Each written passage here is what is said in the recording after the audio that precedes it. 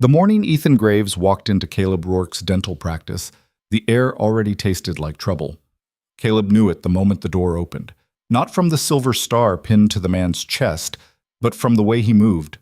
Deliberate, measured. Like someone who'd learned to calculate the distance between himself and danger before entering any room. The lawman's boots tracked red dust across floorboards Caleb had swept twice that morning, leaving a trail of the frontier's honest dirt in a space that pretended at civilization. "Dr. Rourke?" The voice matched the walk. Flat, professional, stripped of anything resembling warmth. "That depends." Caleb didn't look up from the instrument tray he was organizing. Dental picks and mirrors gleamed in neat rows, each positioned with the same precision he'd once used to count cards. "If you're here about the poker game at Maddie's, I won fair. If you're here about teeth, take a seat. If you're here about anything else, I'm probably not the Rourke you're looking for." Ethan's mouth twitched. Not quite a smile, but close enough to register as humor. "Your brother said you'd say something like that." Now Caleb looked up. The lawman was younger than his voice suggested. Maybe 35, with the kind of weathered face that came from long days in the saddle and longer nights wondering if the next sunrise would be your last. A scar traced his left jawline, white against sun-darkened skin. His coat hung open despite the September heat, revealing a well-worn gun belt and a Remington that had seen frequent use. "Samuel talks too much," Caleb said. "Family trait, unfortunately. Runs in our blood like bad luck and worse judgment. He also said you were the best shot he'd ever seen." Ethan stepped further into the office, his eyes cataloging everything: the dental chair, the cabinets of supplies, the window that offered a view of Main Street and its reliable parade of human predictability. "Said you could put 6 rounds through a silver dollar at 50 paces, before breakfast, without coffee." Caleb returned his attention to the instruments. "My brother confuses me with someone more interesting. I pull teeth, Marshal. The only thing I shoot these days is whiskey, and I rarely miss. It's not Marshal, just deputy. Ethan Graves, Territorial Marshal's Office, Northern District." He pulled a chair away from the wall and sat without invitation, settling into it the way men do when they've already decided they're staying. "And I'm not here about poker or teeth or what you do with whiskey. I'm here about what you used to do, before you became respectable." The word hung in the air between them like gun smoke. Caleb set down the dental pick he'd been holding and finally met Ethan's gaze directly. Up close, the lawman's eyes were gray, the color of storm clouds gathering over empty plains. They held the kind of steady assessment Caleb recognized because he'd perfected it himself years ago, in different circumstances, wearing different faces. "Respectable is generous," Caleb said. "I'd settle for employed." "How long you been here? In Ashwood?" 3 years, give or take a few months, I don't remember clearly." "And before that?" Caleb smiled, the expression he used with difficult patience, all surface and no depth. "Before that doesn't concern you, Deputy. I pulled a tooth, signed papers, started a practice. The territorial government was happy to have a dentist. Small towns aren't exactly swimming in medical professionals. The territorial government didn't look too closely at your credentials. It wasn't a question. The territorial government was desperate. I had knowledge, references, and enough cash to open a practice without borrowing. They counted teeth, not credentials. Because Dr. Caleb Rourke isn't your real name." The silence stretched thin. Outside, a wagon rattled past. Someone called a greeting to someone else. The ordinary sounds of ordinary life, continuing oblivious to the conversation that could end everything Caleb had built. "I see my brother really does talk too much," Caleb said quietly. Ethan leaned forward, elbows on knees. "Your brother's proud of you, says you turned yourself around, made something decent out of a bad hand. Says you've been straight for 3 years, no gambling beyond friendly games, no violence, no trouble. Model citizen. Samuel always did see the best in people, character flaw. He also said you'd never agree to help me, said you'd built walls too high to climb back down." Ethan pulled something from his coat pocket, a folded sheet of paper, worn soft at the creases. He laid it on the instrument tray between them. Caleb didn't touch it. "I'm not interested in whatever that is." "You haven't looked yet." "Don't need to. You're here about my past. That means you want something from who I was, not who I am. And who I was died 3 years ago. I buried him deep, Deputy. I'm not digging him up for you or anyone else. Ethan unfolded the paper himself. It was a wanted poster. Hand-drawn faces, crude but recognizable. 3 men. The text below promised $2,000 for information leading to the capture of the Breyer brothers, Matthias, Silas, and Cole. Wanted for murder, robbery, arson, and a list of other offenses that filled the bottom half of the page. "You've heard of them," Ethan said. Not a question. Everyone on the frontier had heard of them. The Breyer brothers had carved a blood-soaked path from Missouri to the New Mexico territory over the past 2 years. They hit banks, stages, and homesteads with equal enthusiasm, leaving bodies and ashes behind. The law wanted them. Bounty hunters wanted them. Hell, even other outlaws wanted them. Dead men couldn't split rewards. "I've heard," Caleb admitted, "along with everyone else who reads newspapers or listens to saloon gossip. What's that got to do with me?" "They killed a family 3 weeks ago. The Hendersons, up near Silver Creek. Farmer, his wife, 2 daughters, burned the house after they shot them. Took $40 and a horse." Ethan's voice stayed level, but something moved behind his eyes, something cold and final. The youngest girl was 7. Caleb's jaw tightened. He'd spent 3 years pulling teeth, mixing amalgam, and pretending the world's ugliness couldn't reach him in this clean, ordered space. But some truths couldn't be extracted like rotten molars. They stayed lodged deep, poisoning everything around them. "That's terrible," Caleb said. "Truly, but I'm still not understanding what you want from me. I want you to find them." The words landed like cards on a poker table. Simple, direct, impossible to misunderstand. Caleb laughed. It came out harsher than he intended, echoing off the walls of his too small office. "You want me, a dentist, to track down the most wanted men in 3 territories. That's your plan.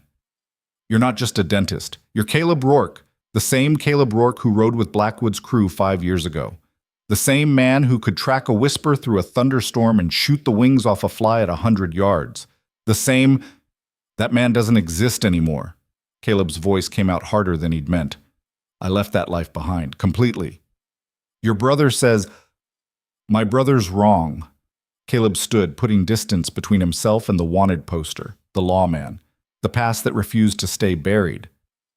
"I pull teeth now, Deputy Graves. I live quiet. I hurt no one. Whatever you think you know about who I was, it's irrelevant. Find someone else." Ethan didn't move from the chair. "There is no one else. Not like you. I've got 3 deputies and a marshal who's good at paperwork and bad at everything requiring a horse. We cover territory bigger than some eastern states with resources that would barely stock a general store. The Breyer brothers are ghosts. They hit fast, disappear faster, and leave nothing but corpses and cold trails. Hire a bounty hunter." Tried. 4 of them. The Breyers killed 2, crippled a 3rd, and the 4th disappeared somewhere in the Bitterroots. We haven't found his body yet. Ethan's fingers drummed once against his knee, the only sign of frustration he'd shown. "These aren't ordinary outlaws. They're smart, vicious, and they've got an instinct for survival that's kept them alive when better men died. I need someone who thinks like they do, someone who understands how predators operate. You need a monster to catch monsters. That's your theory? I need the best tracker and shooter I can find. Someone who won't hesitate when hesitation means innocent people die. Someone who's already proven they can survive the worst the frontier offers and come out breathing." Ethan finally stood, moving with that same careful deliberation. "Your brother said you had a conscience now, that you felt guilt for what you'd done before. If that's true, here's your chance to do something about it." Caleb felt the familiar anger rise, hot and bitter, the same rage that had driven him to whiskey and cards, and eventually to this office, this mask, this lie of respectability. "You don't know anything about my conscience, Deputy. I know guilt when I see it, known it intimately, matter of fact." Ethan picked up the wanted poster, creasing it carefully along familiar lines. "I also know that hiding from your past doesn't erase it, just postpones the reckoning. Philosophical lawmen. That's new. Desperate lawmen. That's accurate." Ethan tucked the poster away. "I'm authorized to offer you $2,000 upon capture of the Breyer brothers, dead or alive, though alive complicates the paperwork, plus full amnesty for any past indiscretions. Your real name stays buried, Your slate gets wiped clean, and you can go back to pulling teeth with a clear conscience. And if I refuse, Ethan met his eyes. Then I walk out that door, and you never see me again. I won't threaten you, won't expose you, won't cause you any trouble. I give you my word on that. You've built something here, and I respect it." He paused. "But those brothers will keep killing families, keep burning homes, keep terrorizing people who can't defend themselves, and you'll know you could have stopped it." It was a masterful play, not a threat, but something worse. An invitation to imagine all the suffering he could prevent, all the blood that wouldn't spill if he just said yes. The kind of guilt-edged manipulation that worked precisely because it was true. "You're a bastard, Deputy Graves." "Frequently, comes with the job." Ethan moved toward the door, then stopped. "I'm staying at the Ashwood Hotel through Wednesday, room 12. If you change your mind, come find me. If not," he shrugged, "I'll find another way. Or I won't. Either way, I tried." He left without another word, his boots tracking that same red dust back across Caleb's clean floor. Caleb stood in the empty office for a long time, staring at the instruments on their tray, precise, ordered, sterile, tools for fixing what could be fixed, for extracting what had rotted beyond saving, for maintaining the illusion that some damage could be repaired with skill and patience. Outside, Ashwood continued its daily rhythm. Mrs. Patterson would be opening her bakery. Tom Chen would be sweeping the general store steps. Reverend Walsh would be preparing Sunday's sermon, probably something about redemption or grace or the possibility of new beginnings. 3 years. 3 years of routine and respectability. 3 years of pretending the past was something that happened to someone else, somewhere else, in a life that felt increasingly like a story he'd once heard rather than lived. The Henderson family. Farmer, wife, 2 daughters, the youngest 7 years old. Caleb poured whiskey into a clean glass. Good whiskey, the kind he could afford now that he charged reasonable rates for dental work. He drank it slowly, tasting oak and smoke and the bitter residue of choices he'd thought he'd left behind. The afternoon passed in a haze of patience and small talk. He pulled 2 teeth, filled 3 cavities, and recommended extractions for Mrs. Grayson's son that the woman couldn't afford and probably wouldn't pursue. He smiled appropriately, joked carefully, and maintained the mask of doctor. Caleb Rourke, respectable frontier dentist. But his hands remembered other work. His eyes kept calculating distances, angles, sight lines. Old instincts stirred like wolves scenting blood on the wind. That night, he didn't go to Maddie's for poker.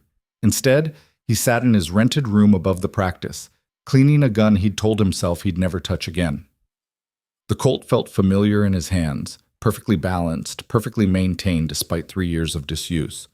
Muscle memory took over, field strip, clean, oil, reassemble. His fingers moved with the same precision he used threading sutures or mixing compounds. Samuel found him there an hour later. His brother leaned against the doorframe, taking in the scene without comment. The gun on the table, the whiskey bottle, the expression on Caleb's face that probably said more than words could. "Ethan came by," Samuel said finally. "I noticed. You pointed him my direction, I assume." "He would have found you anyway. Man's persistent when he sets his mind to something." Samuel came in without invitation, family privilege, and poured himself a drink from Caleb's bottle. "You gonna do it?" "You tell me. You know me better than most." Samuel studied the whiskey in his glass. They looked alike, the Rourke brothers. Same dark hair, same sharp features, same eyes that had seen too much too young. But Samuel had chosen law, stability, a deputy's badge in a town small enough that wearing it meant something. Caleb had chosen everything else. 3 years ago, you were drowning, Samuel said quietly. Drinking yourself to death in St. Louis, playing cards with money you didn't have, picking fights you couldn't win. I thought I'd bury you before you turned 30. Always did have a flair for the dramatic. You asked for help. First time in your life, you admitted you needed it. I got you papers, got you here, got you started. And you actually did it, turned yourself around, built something clean. Samuel's voice held genuine pride mixed with something heavier. I've been waiting 3 years for you to slide back, but you haven't. You've been solid. Waiting for the other boot to drop, that's family faith for you. That's knowing you. Samuel finished his whiskey, set the glass down with deliberate care. But I also know something else. You've been living half a life here, Caleb, going through motions, playing a role. You're good at it. Hell, you're convincing, but it's not real, not completely. It's real enough. Is it? Because the man I knew, my actual brother, not this respectable mask, that man was alive. Dangerous, reckless, probably damned, but alive. This version, Samuel gestured around the sparse room. This version's just breathing. The words hit harder than Caleb wanted to admit. You think I should go? I think Ethan's offering you something you've been afraid to want. A chance to use what you are instead of hiding it. A chance to do something that matters with skills you've been pretending don't exist. Those skills got people killed. Those skills kept you alive when good men died. And they could keep other innocent people alive now if you'd let yourself use them. Samuel moved toward the door, then paused. Henderson family had a third daughter, 16. She survived because she was visiting her aunt in Silver Creek when the Briars hit. Now she's an orphan who'll spend the rest of her life wondering why she lived when her family burned. That's not fair. Nothing about this is fair, but it's true. Samuel's hand rested on the doorframe. Ethan's a good man, Caleb. Better than most wearing badges. He wouldn't ask this if he had any other option. And he wouldn't offer amnesty if he didn't believe you'd earned it. After Samuel left, Caleb sat alone with the gun and the whiskey and the choice that wasn't really a choice at all. He'd built this life on a foundation of denial, denying who he'd been, what he'd done, what he was still capable of doing. 3 years of pretending that skill with a gun was the same as pulling teeth, that tracking men was equivalent to mixing amalgam, that the instincts honed in violence could translate to peaceful respectability. But Samuel was right. He'd been breathing, not living. Going through motions, playing a role, waiting for something he couldn't name. The Briar brothers had given him a name for it, purpose. Caleb loaded the Colt with practiced efficiency, 6 rounds, hammer on an empty chamber for safety. The weight felt right, natural, like something he'd been missing without realizing it was gone. He didn't sleep that night. Instead, he sat by the window watching Ashwood's quiet streets, thinking about farmers and their families, about 7-year-old girls who'd never grow up, about the distance between who he'd been and who he'd pretended to become. By dawn, he'd made his decision. The sun was barely clearing the horizon when Caleb walked into the Ashwood Hotel.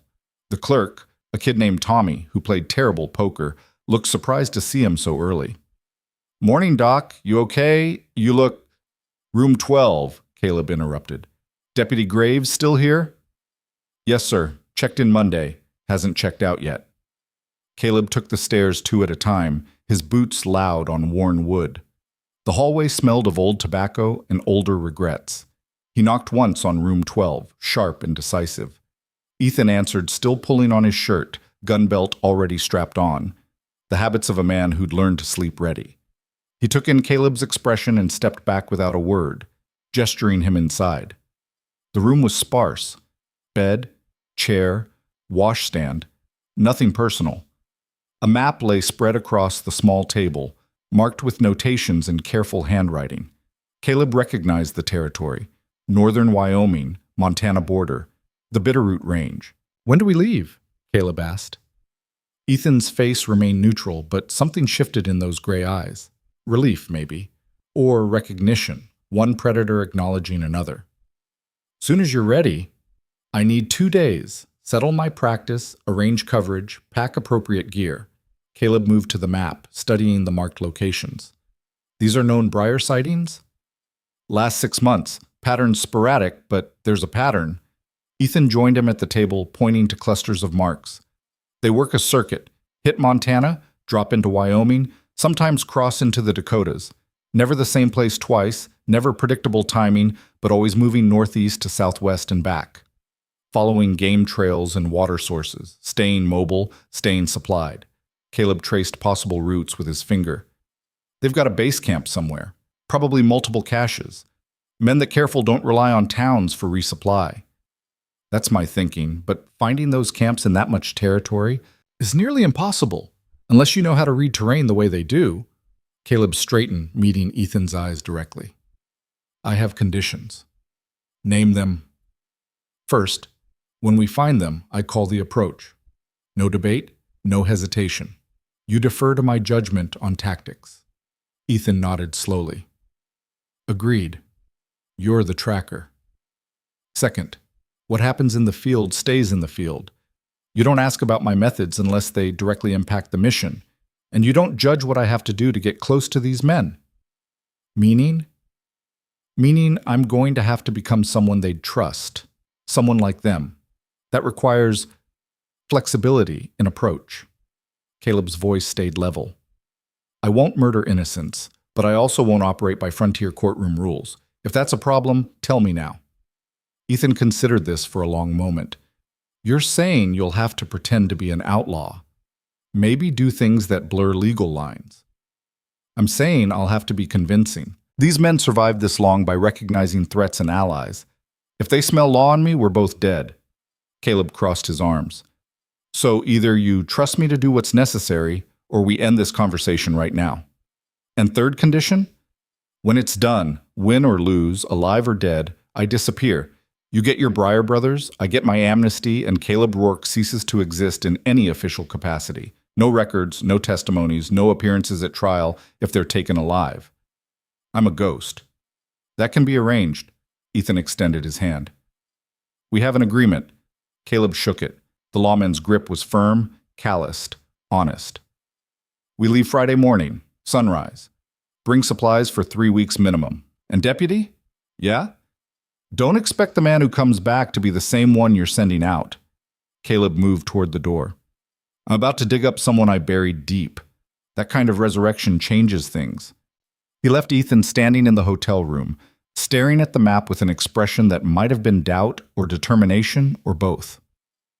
The next 2 days passed in a blur of preparation. Caleb found Dr. Marcus Chen, the physician 2 towns over, and arranged temporary coverage for his practice. He paid Mrs. Grayson's son's extraction fee in advance and left instructions for Samuel to distribute his remaining dental supplies if he didn't return within 2 months. He bought supplies: jerky, hardtack, coffee, ammunition. Practical gear for long days in the saddle. He sold his dental instruments to Chen for half their value and used the money to buy a second gun, a smaller revolver for close work. He packed light, knowing weight slowed pursuit and speed might mean survival. Samuel found him the night before departure, already mounted and ready to ride. This is really happening, his brother said. Not a question. This is really happening. You come back different. I'm not going to recognize you. Caleb adjusted his saddlebags, avoiding Samuel's eyes. You might not want to. Man who does this kind of work, he's not someone you'd invite to Sunday dinner. That man's my brother. Same as the dentist. Same as the kid who taught me to shoot when I was 10. Same as the fool who once jumped into a river to save a stranger's dog. Samuel's voice carried weight. Whatever you have to do out there, whoever you have to become, you're still my brother. Don't forget that. I'll try. Caleb finally met his gaze. You take care of things here. And Sam, if I don't come back... You're coming back? You're too stubborn to die easy. If I don't come back, burn everything in my room. Don't read it. Don't save it. Just burn it. Some things are better buried. Samuel nodded, understanding what wasn't being said. Good hunting, Caleb. Good living, Sam. Caleb rode through Ashwood's dark streets one last time, memorizing details he might never see again. The bakery where Mrs. Patterson made apple tarts, the general store where Tom Chen extended credit to farmers who couldn't pay, the church where Reverend Walsh preached about redemption to people who desperately wanted to believe in it. 3 years of respectability. 3 years of pretending. 3 years of being someone he wasn't, living a life that felt like borrowed clothes, serviceable but never quite fitting right. Now he was riding back into the darkness, chasing men who killed children and burned homes, becoming the thing he'd sworn he'd left behind. Ethan waited at the town limits, mounted on a sturdy roan. He looked different away from civilization, harder, more focused, like he'd shed his own mask of civility the moment Ashwood disappeared behind them. Ready? The deputy asked. Caleb thought about the Henderson family, about a 7-year-old girl who'd never grow up, about all the other families the Breyer brothers would destroy if someone didn't stop them. Let's ride, he said. They turned north, toward the territories where laws dissolved like morning mist, and men like the Breyer brothers thrived in the spaces between civilization and chaos. The sun rose behind them, painting their shadows long across the prairie grass. Two men riding into darkness, carrying justice or vengeance, or something in between. Caleb Rourke, respectable dentist, died somewhere in those first miles. What rode north was something older, sharper, more dangerous. A ghost given flesh and purpose, hunting monsters in the wilderness where monsters belonged. The frontier swallowed them whole, and the hunt began. The wilderness swallowed sound differently than civilization. Out here, beyond the last scattered homesteads and false front towns, silence had texture, thick and watchful, broken only by wind through sage and the steady rhythm of hooves on packed earth. Caleb felt it settling into his bones as they rode, that old familiar weight of being truly alone with consequence. 3 days north of Ashwood, the last remnants of the man he'd pretended to be finally fell away. Ethan proved himself a capable rider, but a terrible tracker. The lawman could follow obvious trails, broken branches, disturbed earth, the clear signs any competent horseman could read. But he missed the subtleties, the way grass bent differently when men passed through hurried versus cautious, how birds scattered in patterns that revealed whether riders were hunted or hunting, the almost invisible marks left by men trying not to leave marks at all. "There," Caleb said on the fourth morning, pointing to a stand of cottonwoods near a creek bend. "They camped there. 2 nights ago, maybe 3. Ethan squinted at the trees. "I don't see anything." "You're not supposed to. That's the point." Caleb dismounted, ground tying his horse with practiced efficiency. "Stay here. Don't follow until I signal." He approached the grove like a man walking into church, respectful, alert, aware that some spaces held ghosts whether you believed in them or not. The Breyer brothers hadn't camped here, but someone had. Boot prints near the water's edge, barely visible.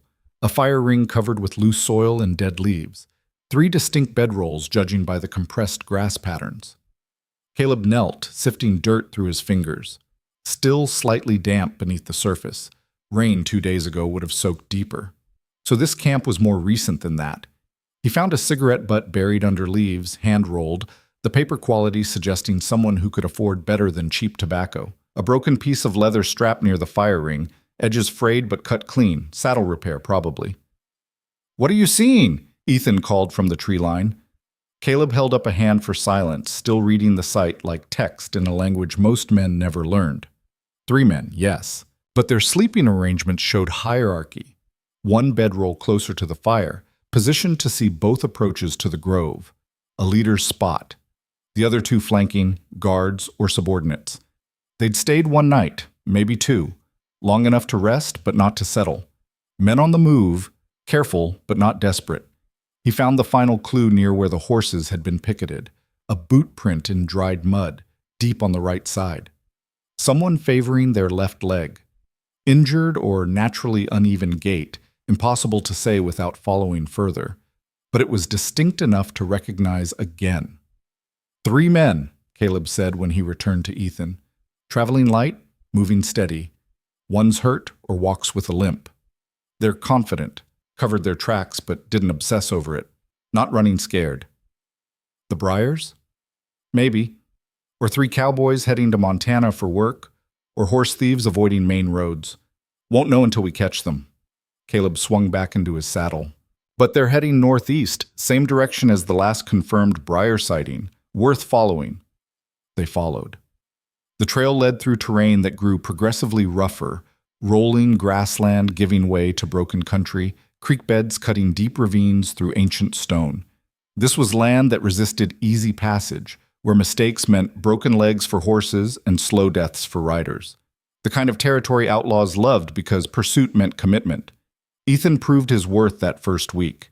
He didn't complain about the pace Caleb set, hard riding from dawn until dark, brief camps with cold food and no fires. He didn't question Caleb's decisions about which trails to follow or when to abandon cold signs for intuition. And he didn't pry into the changes he must have noticed in his companion. Because Caleb was changing, letting himself remember things he'd spent 3 years trying to forget. How to read threat in the set of a stranger's shoulders. How to calculate distances and cover during conversations, always knowing where the exits were and who could reach them first. How to smile while counting heartbeats, measuring the space between friendly words and lethal action. The mask of Dr. Rourke cracked and fell away like old paint. What emerged underneath was harder, colder, more useful out here, where usefulness meant survival. On the 8th day, they found the first body. Caleb smelled it before he saw it. That distinctive sweet-rot stench that civilization worked so hard to hide, but the frontier exposed without mercy. He held up a hand, stopping Ethan 20 yards from a collapsed lean-to shelter near a dried creek bed. "Stay mounted," Caleb said quietly. "Keep your hand near your gun, but don't draw unless I tell you." He approached on foot, every sense heightened. The shelter had been crude even when whole, canvas stretched between dead trees, already half collapsed from weather or violence. Now it listed sideways, one corner staked into ground that looked disturbed. The man inside had been dead 3 weeks, maybe 4. Exposure and scavengers had done their work, but enough remained to tell the story. Single gunshot, close range, based on the powder burn still visible on what was left of his shirt. His hands showed no defensive wounds. He'd been shot before he could react. Execution, not fight. Caleb searched the area methodically, ignoring the corpse's silent testimony. He found brass casings from a Henry rifle buried in leaves, expensive weapon, well maintained. The victim's own gun lay nearby, still holstered. Boots were missing, along with anything valuable that could be carried. His pockets had been turned inside out. "Robbery?" Ethan asked, still mounted but close enough to see. Robbery implies the victim had something worth taking. This man was living in a canvas lean-to eating squirrel. Caleb stood, wiping his hands on his trousers. This was elimination. Someone making sure he couldn't talk about something he'd seen. The Briars? Can't say for certain. But the timing's right. 4 weeks puts it just after the Henderson murders. And this is on the route they'd take heading northeast. Caleb returned to his horse. "We should bury him." "Waste of time we don't have." Caleb looked at Ethan with something that might have been disappointment or might have been recognition.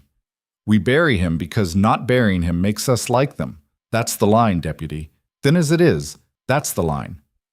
They buried him shallow in the dried creek bed, using flat stones to mark the grave. Ethan didn't ask if Caleb wanted to say words over the site. They both understood some deaths happened too far from grace for prayers to reach. The trail grew colder after that. Days of riding through empty country, following signs that could have been the Briars or could have been anyone. Caleb's instinct said they were getting closer, but instinct didn't feed horses or guarantee water. By the 12th day, their supplies were running low and Ethan's patience lower.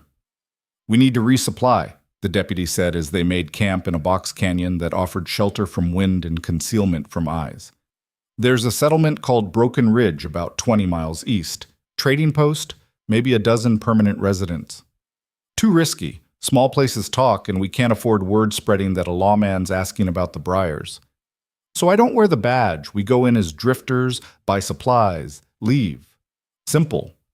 Caleb built a small fire. They were far enough from any trail that smoke wouldn't betray them.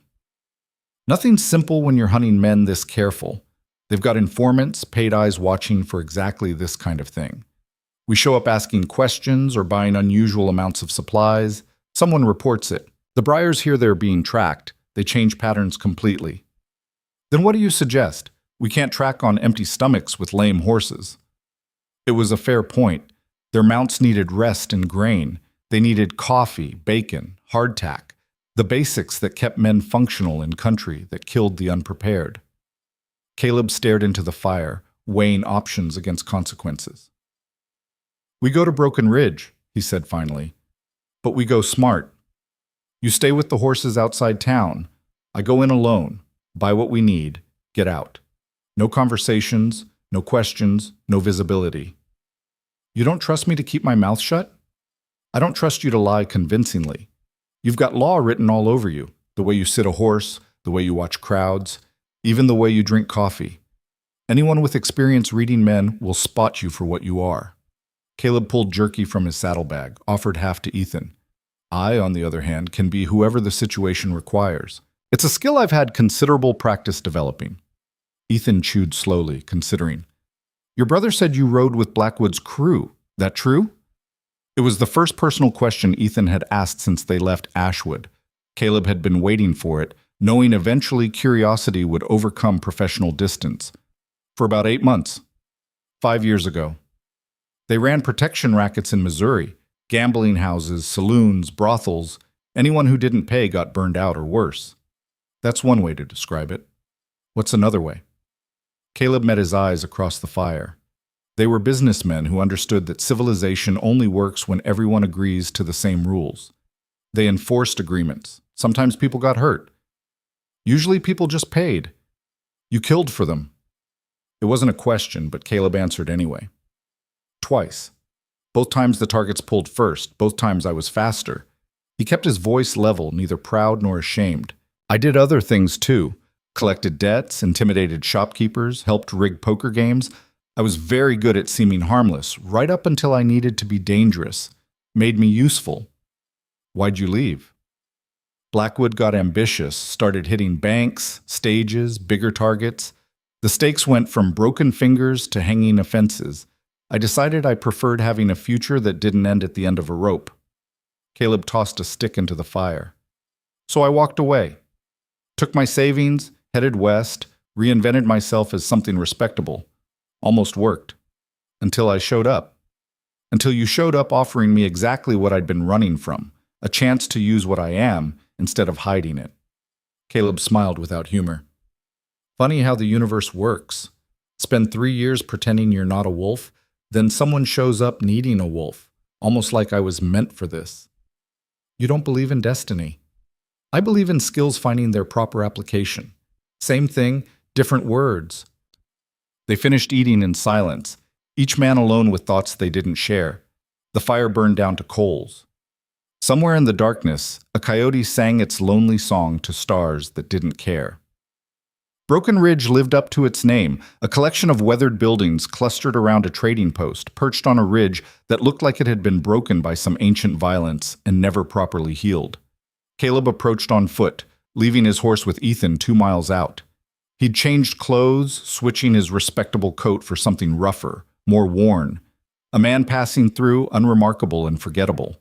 The trading post smelled of tobacco, leather, and the distinctive musk of too many people in too small a space. A dozen customers browsed shelves, while a barrel-chested man with impressive mustaches held court behind the counter.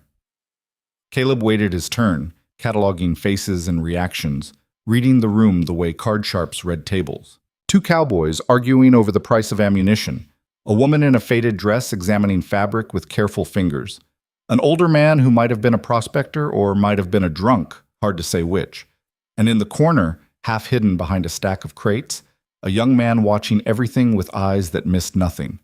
That last one set off alarms. Too alert. Too focused. The kind of watcher who got paid to watch. Caleb made his purchases without incident: coffee, beans, bacon, grain for the horses. He kept his eyes down, his voice quiet, his demeanor exactly like 100 other drifters who passed through frontier trading posts. Unremarkable. Forgettable. Invisible. Passing through? The proprietor asked, bagging supplies. Heading north. Heard there might be work in the mining camps. Might be. Might not. Depends on whether you're handy with a shovel or handy with trouble. The man's eyes were shrewd beneath bushy brows. We get both kinds through here. I'm the boring kind. Dig holes, get paid, move on. The proprietor nodded, apparently satisfied. $3 even. Caleb paid in exact change. Not so much that it drew attention, not so little that it invited questions. He gathered his supplies and turned to leave, aware of the watcher in the corner tracking his movement. Outside, he made it 10 steps before a voice stopped him. You ride alone? Caleb turned slowly. The young watcher had followed him out, standing in the trading post doorway with carefully casual posture. Up close, he was maybe 25, with the kind of lean build that came from hard living and harder choices. His gun sat high on his hip, a shooter's carry, positioned for speed over comfort. Usually, Caleb said. Why? Just wondering. Dangerous country for solo travelers. Men disappear out here. Nobody ever finds them. It was a threat wrapped in friendly observation. Caleb recognized the technique because he'd used it himself more times than he could count. Good thing I'm boring, Caleb said easily. Boring men don't make interesting corpses. Folks tend to leave us alone. The young man smiled, not friendly exactly, but acknowledging the deflection. You got a name, boring man? Everyone's got a name. Mine's not important enough to remember. Fair enough. The watcher's eyes flicked past Caleb, scanning the street behind him. You see any law on your way through? Marshals, deputies, bounty hunters? And there it was. The real question. The reason this young man earned his pay watching strangers in a forgotten trading post on a broken ridge in the middle of nowhere. Caleb let puzzlement cross his face, genuine confusion from a man who didn't understand why he was being asked. Law? Out here? Haven't seen a badge in 3 weeks. Why, someone looking for you? Someone's always looking for someone. Nature of the frontier. The young man relaxed slightly, apparently satisfied by Caleb's reaction. Safe travels, boring man. Watch yourself out there. He disappeared back into the trading post, leaving Caleb alone on the dusty street. Caleb didn't hurry. He walked at the same steady pace, supplies balanced, expression neutral. Only when he'd cleared the last building and entered the scrub forest beyond did he allow himself to analyze what had just happened. The Briars had watchers. Of course they did. Smart outlaws always had early warning systems. Young men like the one in the trading post, paid to sit in strategic locations and watch for trouble. Law enforcement, bounty hunters, anyone asking the wrong questions or showing too much interest. Which meant the Briars were close. Close enough to need watchers. Close enough to feel threatened by pursuit. Caleb smiled. For the first time since leaving Ashwood, he felt the familiar thrill of the hunt clicking into place. They were close. All he had to do was find them without triggering the alarm he'd just barely avoided. He found Ethan where he'd left him, tending the horses with methodical care. The deputy looked up as Caleb approached, reading something in his expression. Trouble? Information. Caleb loaded the supplies, securing them with practiced efficiency. The Briars have a watcher in that trading post. Young kid, maybe mid-20s, positioned to spot law enforcement. You talked to him? He talked to me. Asked if I'd seen any badges, any law. I played dumb. He bought it. Caleb tightened the last strap. Which means they're operating somewhere within a day's ride of Broken Ridge. Close enough that they need early warning, far enough that the watcher's just insurance. Ethan pulled out his map, spreading it across a flat rock. That's still a lot of territory. Mountains to the north, Badlands to the east, open prairie west. Could be anywhere. No, not anywhere. Caleb traced possible locations with his finger. They need water, cover, and escape routes. Multiple escape routes. These men don't trap themselves. That eliminates the prairie and most of the mountains. Badlands, maybe. But there's better territory here. He tapped a spot on the map. Creek system feeding into the Powder River. Caves, canyons, natural shelter. Easy to defend, hard to surround. Multiple ways out if things go wrong. That's 2 days' ride from here. For us. For them, it's perfect. Close enough to hit settlements when they need supplies or targets, far enough that random travelers won't stumble across them. Caleb folded the map. That's where they are. I'd bet money on it. You willing to bet your life? Caleb smiled. Deputy, I've been betting my life since the moment I agreed to this hunt. At least now the odds are starting to favor the house. They rode hard for 2 days, pushing the horses to limits that made Ethan nervous and Caleb coldly practical. Speed mattered now. Every hour they delayed was another hour for the Briars to move, to hit another target, to kill more innocents. The watcher would report back eventually. A stranger asking no questions was still a stranger, worth mentioning to cautious employers.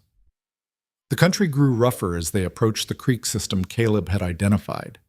Sandstone formations rose like ancient fortresses, carved by wind and water into shapes that suggested both beauty and threat. Juniper and sage clung to impossible angles.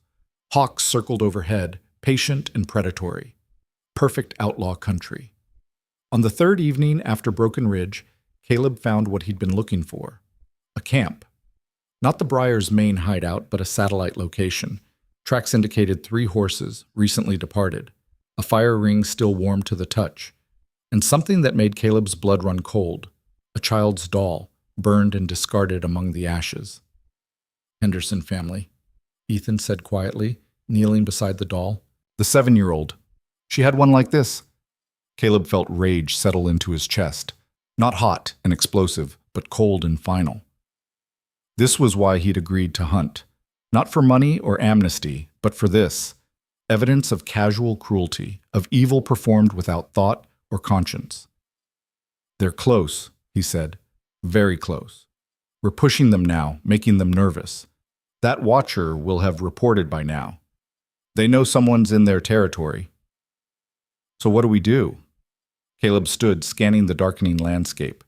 Somewhere out there, the Breyer brothers were making plans, deciding whether to run or fight, calculating odds and options the way predators did when they sensed other predators nearby. We do what they'd never expect, Caleb said. We stop hunting them. Ethan stared at him. What? Think about it. They know someone's tracking them. The watcher confirmed interest in their territory. They're expecting pursuit, probably preparing ambushes or planning to scatter. Standard outlaw tactics when pressure builds. Caleb gestured at the surrounding terrain.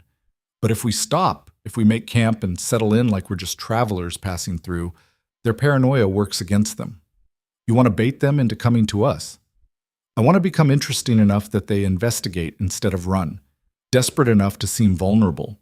Valuable enough to seem worth robbing, but not threatening enough to trigger their flight response. Caleb smiled. It's called playing the mark. I used to do it for Blackwood.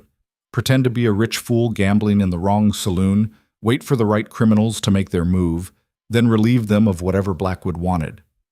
That's insane. That's effective. These men are predators, Deputy. Predators investigate easy prey. We just have to make ourselves look easy while being anything but. Ethan studied Caleb for a long moment, and in the fading light, something shifted in the lawman's expression. Recognition, maybe. Or acceptance of who his companion truly was beneath the civilized veneer. What do you need from me? Ethan asked finally. Your badge, your gun, and your trust. Caleb met his eyes. Because what happens next requires you to watch me become exactly the kind of man you'd normally arrest. And you have to let me do it without interference. Ethan reached slowly for his badge, unpinning it from his shirt. He held it for a moment, weighing metal and meaning, then handed it to Caleb. Don't make me regret this, he said quietly. Caleb pocketed the badge.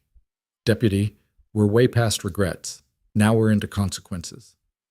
They made camp in a visible location, near water, with good grass for horses, the kind of spot any sensible traveler would choose. Caleb built the fire large and obvious, creating smoke signals that announced their presence to anyone watching. He arranged their supplies carelessly, like men who didn't expect trouble or know how to handle it. Then he waited. The Breyers would come. Maybe tonight, maybe tomorrow. But they'd come, drawn by curiosity and opportunity like sharks scenting blood in water. And when they did, Caleb would be ready to become whoever he needed to be to get close enough to destroy them. He cleaned his guns by firelight, movements automatic and soothing. Ethan watched from across the flames, silent and tense.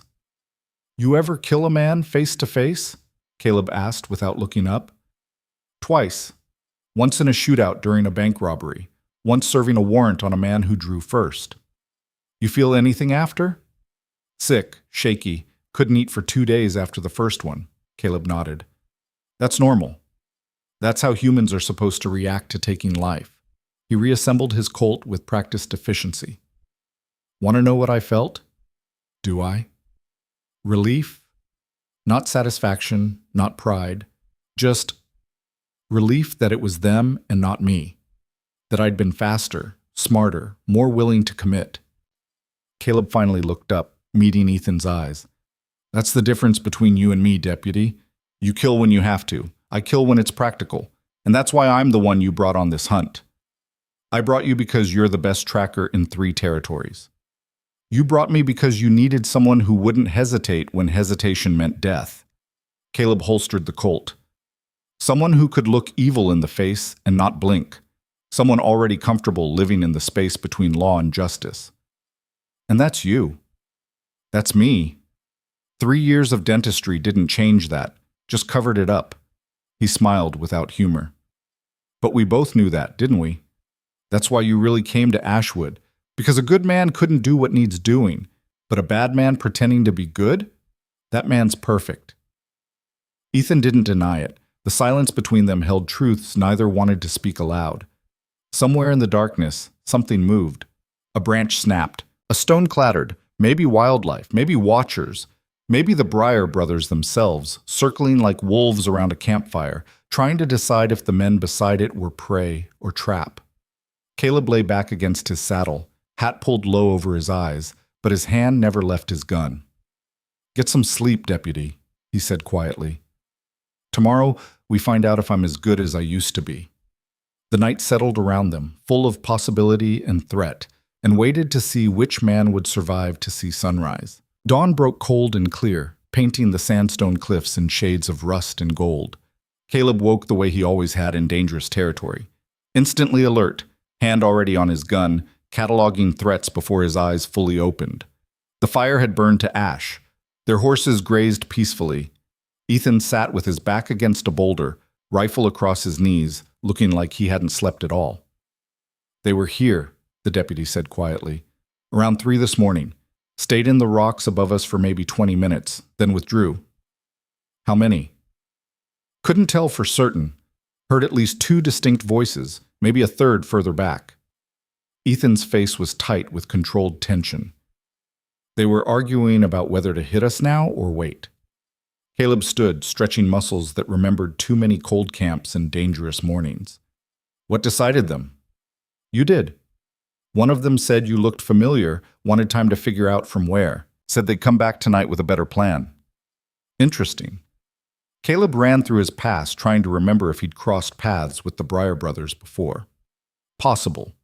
The frontier was smaller than people thought, and criminals tended to frequent the same towns, saloons, and gambling halls. But 5 years was a long time, and he'd been careful about keeping a low profile even then. "Did you hear names?" Caleb asked, already breaking camp with practiced efficiency. "One called another Matt, short for Matthias probably, the oldest brother." Ethan helped pack supplies, moving with the stiff precision of a man running on coffee and nerves. The other voice kept talking about easy money. Said we looked like prospectors or land surveyors, worth robbing but not worth dying over. "Good. That's exactly the impression we want." Caleb saddled his horse, checking the cinch twice out of habit. "If they're coming back tonight, we need to set the stage properly. Make ourselves even more tempting. Make them confident." "How?" Caleb smiled, the expression that never quite reached his eyes. "We find their camp first. Learn everything we can about them. Then we come back here and spring the trap they think they're setting for us." They spent the morning tracking. The Breyers had been careful withdrawing from their surveillance position, but careful wasn't invisible. Caleb found scuff marks on stone where boots had slipped, a thread caught on juniper from someone's coat, a cigarette butt carelessly flicked into a crevice. Small mistakes from men who thought they were being cautious, but had grown complacent through success. The trail led northeast into increasingly broken country, canyons within canyons, stone mazes carved by ancient water into formations that confused direction and swallowed sound. Perfect territory for men who needed to disappear. Caleb moved through it like a ghost, reading terrain the way scholars read books, finding meaning in details others wouldn't notice. Around noon, he smelled wood smoke. He held up a hand, stopping Ethan 50 yards back. They dismounted, tying horses in a protected draw where they couldn't be seen or heard. Then Caleb led the way forward on foot, moving with the kind of silence that came from years of approaching places where mistakes meant bullets. The Breyer camp sat in a box canyon protected by natural stone walls and a narrow entrance easily defended. 3 lean-to shelters built against the cliff face, a central fire ring surrounded by flat rocks used as seats, supplies stacked under canvas tarps, and horses, 5 of them, all quality animals that suggested successful robberies and careful selection. 2 men sat by the fire drinking coffee. Caleb studied them from concealment behind a tumble of boulders 200 yards out. The older one matched descriptions he'd heard. Matthias Breyer, maybe 40, with the weathered face of a man who'd spent his entire life outdoors. He moved with casual authority, comfortable in his body and his command. The younger man, early 30s, similar features suggesting family relation, would be Silas. He kept glancing toward the canyon entrance, nervous energy barely contained. "I'm telling you, they're nothing," Silas was saying, voice carrying in the still air. "Couple of drifters with decent gear. We take them tonight, strip their camp, be gone before sunrise." "And if they're not nothing?" Matthias's voice was deeper, calmer. "If they're scouts or advance men for something bigger?" "Then we'd have seen more activity, seen law, seen something besides two men camping like idiots in plain sight." Silas threw coffee grounds into the fire. "We've been too cautious lately, passing up easy scores because you're spooked. Cautious keeps us alive, greedy gets us hanged. Greedy gets us enough money to disappear properly. Head to California or Mexico, start over somewhere they're not looking." Silas stood, pacing with the restless energy of a man who'd been still too long. "Henderson Farm netted us $40 and a decent horse." $40, Matt. We're running out of money and options." Matthias was silent for a long moment, staring into the fire. That farmer didn't need to die. Neither did his family. Cole thought different. Cole thinks too much with his gun and not enough with his brain. Matthias looked up, and Caleb saw something unexpected in the older man's face. Regret, maybe even shame. "We were supposed to be taking from those who could afford it. Rich men, banks, businesses, not farmers, not families." "Well, we did. Can't undo it now." Silas's voice held no remorse, just pragmatic acceptance. "And that's exactly why we need this score. Enough money to put real distance between us and our mistakes." Caleb felt Ethan tense beside him. The deputy's hand had moved to his gun, and his face held the kind of cold fury that came from hearing men discuss murder like arithmetic. "Easy," Caleb whispered, barely audible. "Not yet. We need to know where the third brother is." As if summoned by the thought, a third man emerged from one of the lean-tos. Younger than the other two, late 20s, with the kind of lean build and quick movements that suggested someone always ready for violence. Cole Breyer. He carried a rifle like it was part of his body, barrel pointed casually toward nothing and everything. "You two still arguing about those idiots by the creek?" Cole's voice held contempt. "We should have killed them last night. Quick, clean, done." "And if someone heard the shots?" Matthias asked. "Who?" "Nearest settlement's Broken Ridge, and they don't care what happens out here." Cole checked his rifle action, the movements automatic and familiar. "Besides, Jimmy's there watching. Anyone comes looking, we get word long before they arrive." So the young watcher in the trading post was named Jimmy.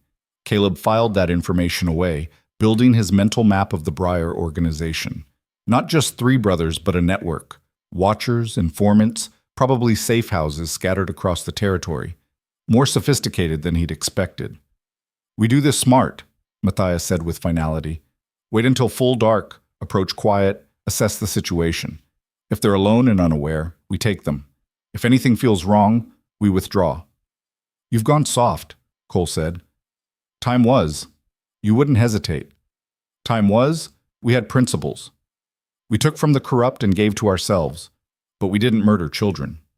Matthias stood, and despite being shorter than Cole, his presence dominated. "That farmer's family haunts me. Every night I close my eyes, I see that little girl's face. So forgive me if I've gone soft, but I won't add more ghosts to my collection without damn good reason." Cole sneered but didn't argue further. The hierarchy was clear. Matthias led, Silas followed. Cole complied but resented it. Fractures in the foundation, weaknesses Caleb could exploit. They watched for another hour, gathering intelligence. The camp's layout, the brothers' routines, the positions of weapons and escape routes. Caleb memorized everything, building a three-dimensional map in his mind of how violence would unfold when it came. Finally, when the sun had climbed high enough that shadows shortened and heat made waiting uncomfortable, Caleb signaled retreat. They withdrew as carefully as they'd approached, leaving no sign of their surveillance.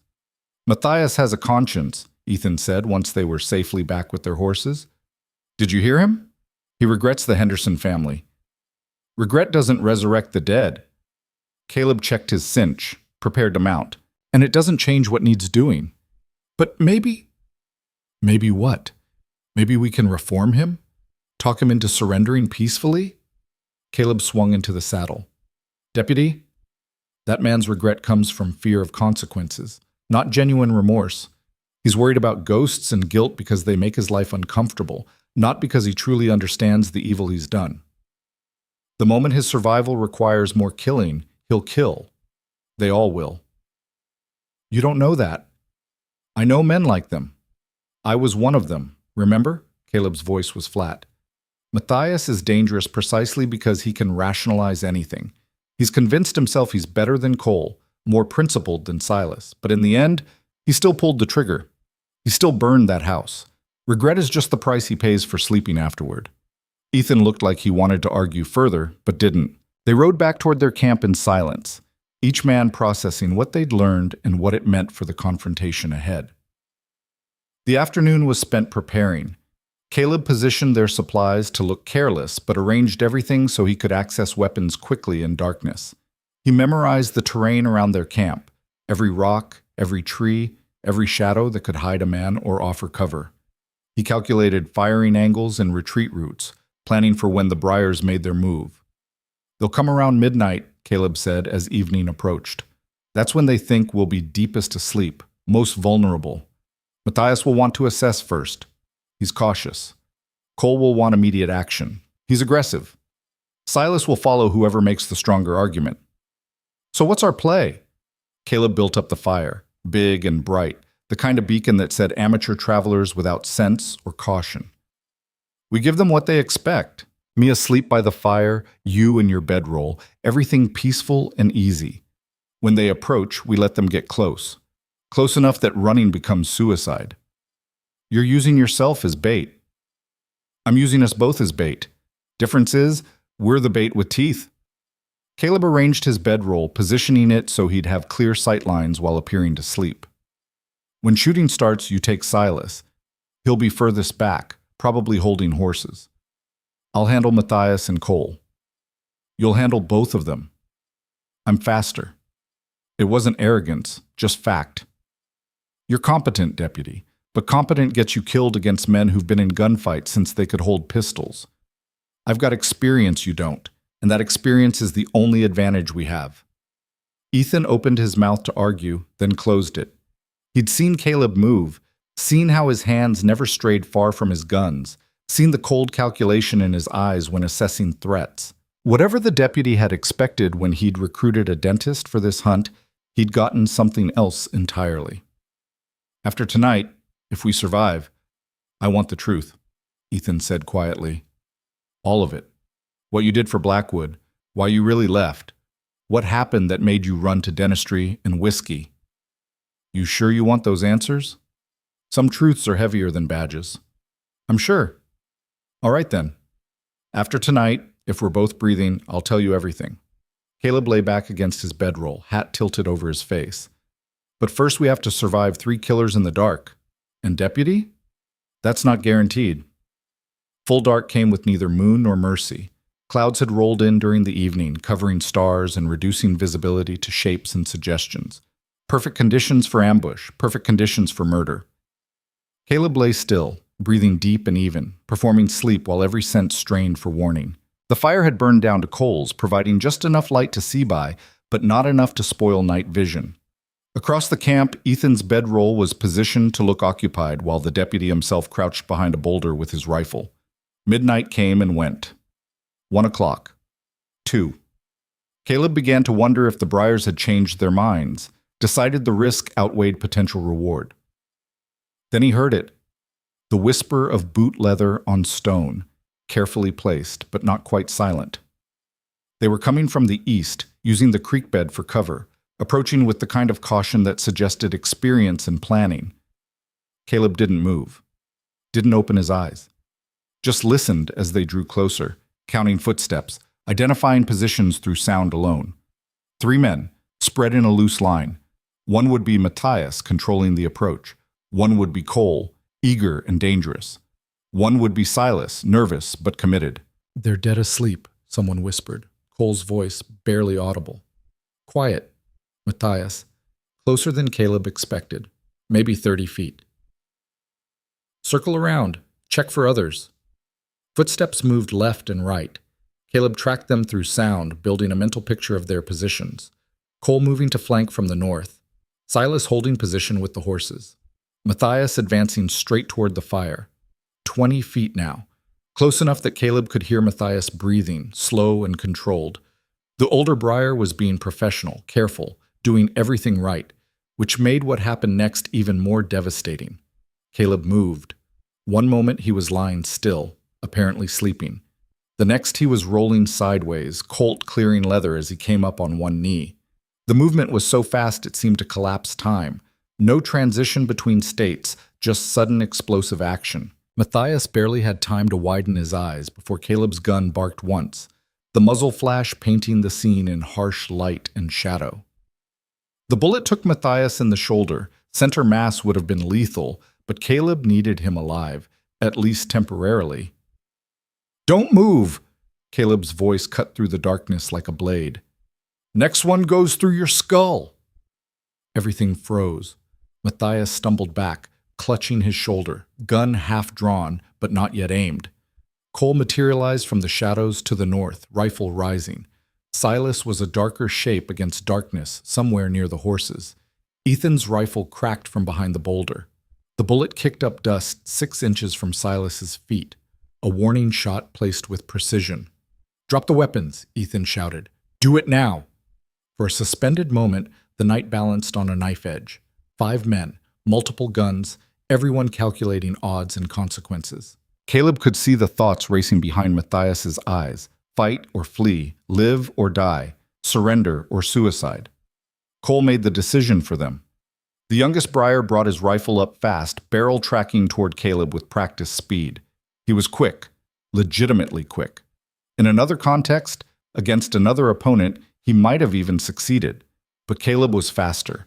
His second shot caught Cole in the chest before the rifle finished rising. The impact spun Cole sideways, rifle clattering on stone. He went down hard, making wet gasping sounds that meant lung shot, meant drowning in your own blood, meant dying slow unless someone finished it. "Cole!" Silas's voice cracked with panic. He raised his gun, pointing it wildly between Caleb and Ethan, unable to decide which threat to address first. "Don't," Caleb said quietly. "You draw that trigger, you die. Simple mathematics. You shot my brother. Your brother shot first, metaphorically speaking." Caleb kept his Colt trained on Matthias, but his peripheral vision tracked Silas. "Now you've got a choice. Drop the gun, tend to Cole, maybe save his life. Or pull that trigger, force me to kill you, and watch your brother drown while you bleed out beside him. Choose fast. He's got maybe 2 minutes." Matthias made a sound halfway between a growl and a sob. "Do what he says, Silas. Drop it." "But Cole is dying because he was stupid." Matthias clutched his wounded shoulder, blood dark between his fingers. "Don't make the same mistake. Drop the damn gun." Silas hesitated one more agonizing second, then let his pistol fall. He rushed to Cole, dropping to his knees beside his younger brother. The wet, rattling gasps had gotten worse.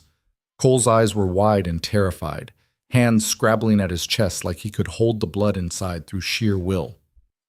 "Do something." Silas looked up at Caleb with desperate fury. "You're just going to let him die? I'm the one who shot him. Why would I save him?" Caleb stood slowly, gun never wavering from Matthias. "Ethan, secure the older brother. Check him for additional weapons." The deputy moved from cover, rifle trained on Matthias as he approached. He kicked away the older Briar's dropped pistol, then roughly searched him, finding a knife in his boot and a small revolver in a shoulder holster. "He's clean now," Ethan said. Caleb crossed to where Cole lay dying.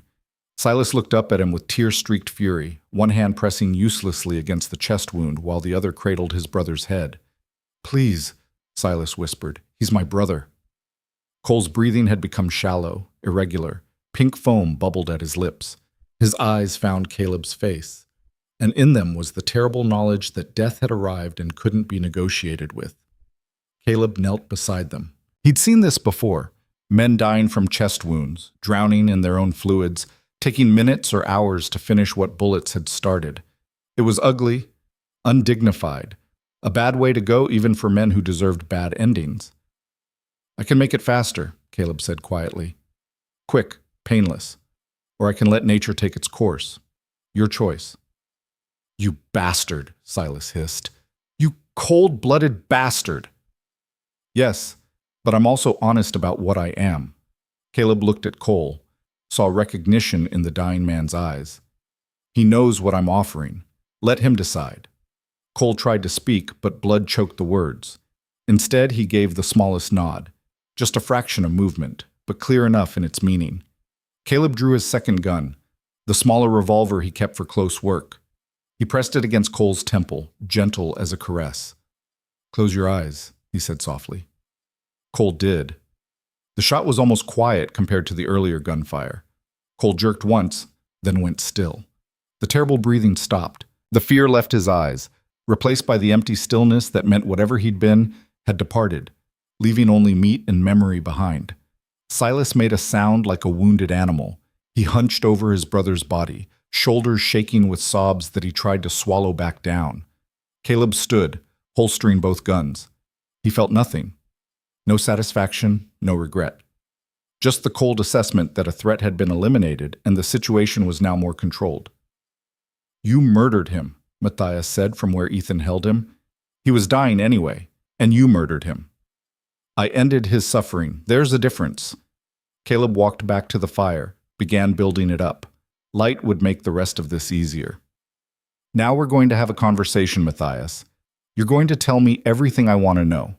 And if you're smart, if you're honest, maybe you walk away from this. Walk away to a rope. Maybe. Maybe not. Caleb fed sticks to the growing flames. Depends on how valuable your information is. Depends on whether you cooperate or resist. Depends on a lot of things you've still got some control over.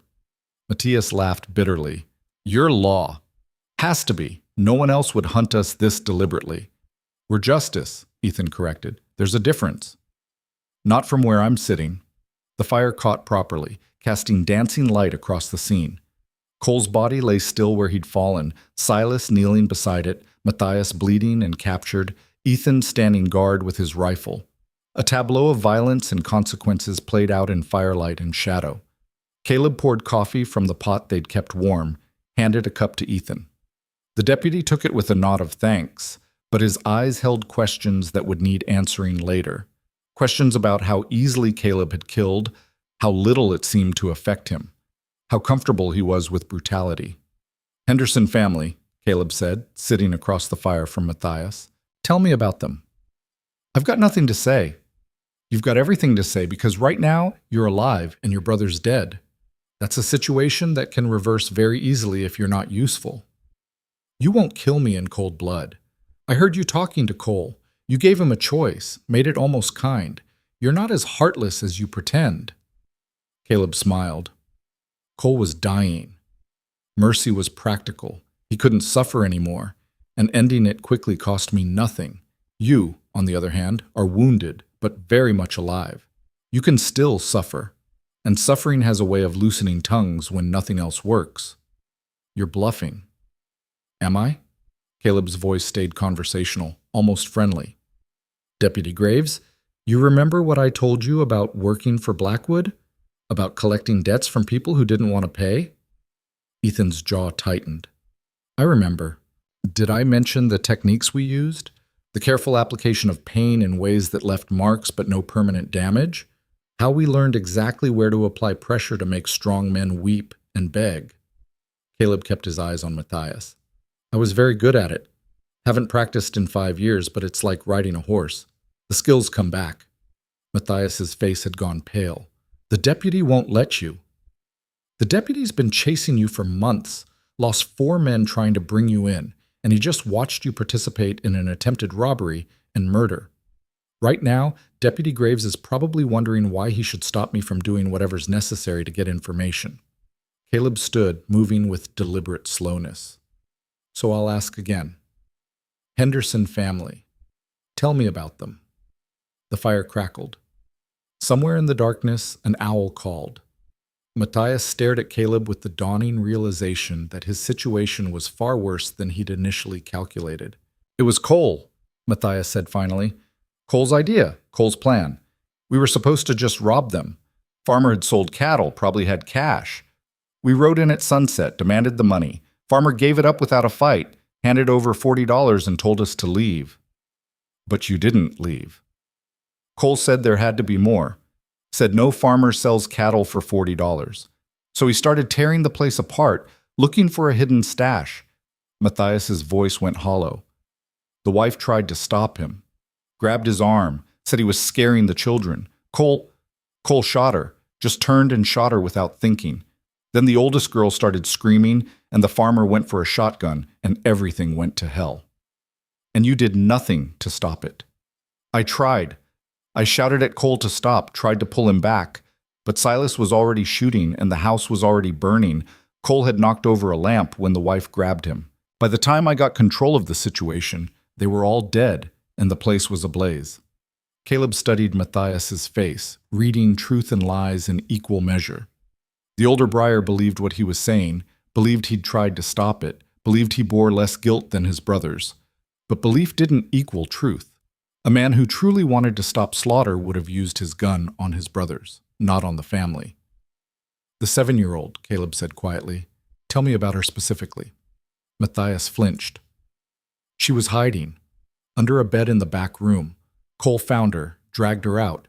I told him to let her go. She was just a child. She couldn't identify us. But Cole said no witnesses, and he—" Matthias closed his eyes. "He shot her while she was begging for her mother." Silas made a choked sound from where he knelt by Cole's body. "That's not how it happened. You're making us sound like monsters." "You are monsters," Ethan said flatly. "That's exactly what you are. We were desperate, running out of money, running out of options. Sometimes people get hurt when you're desperate."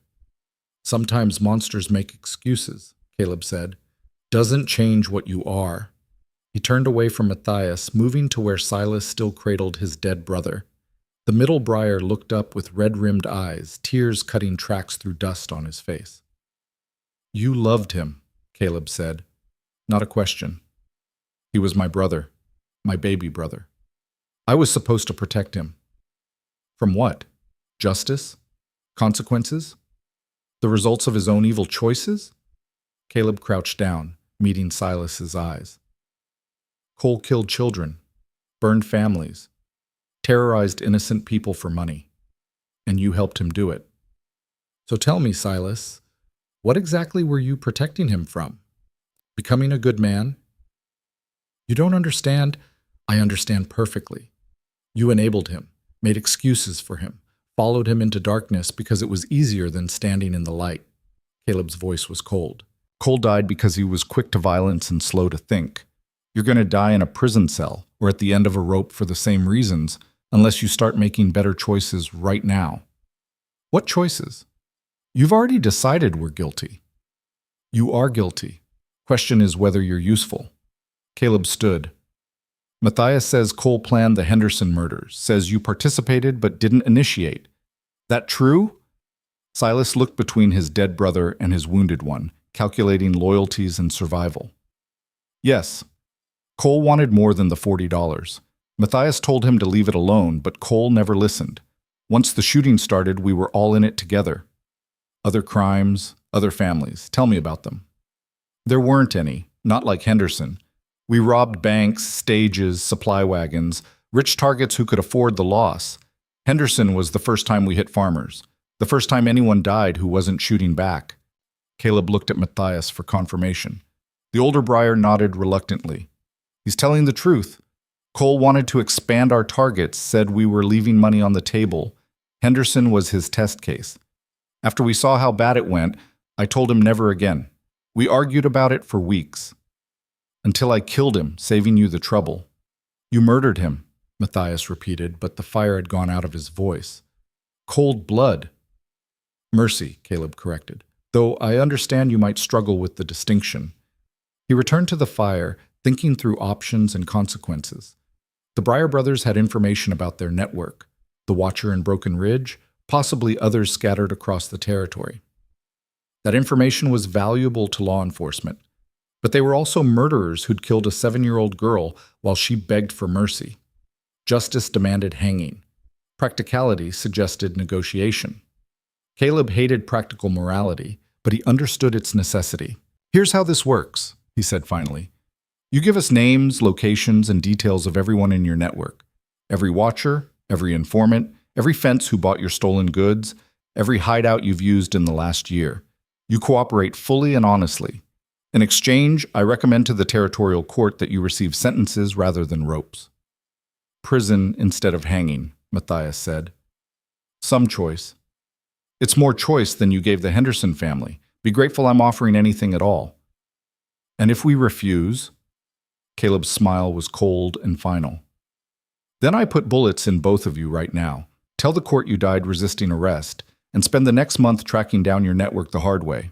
Slower, more difficult, but ultimately just as effective.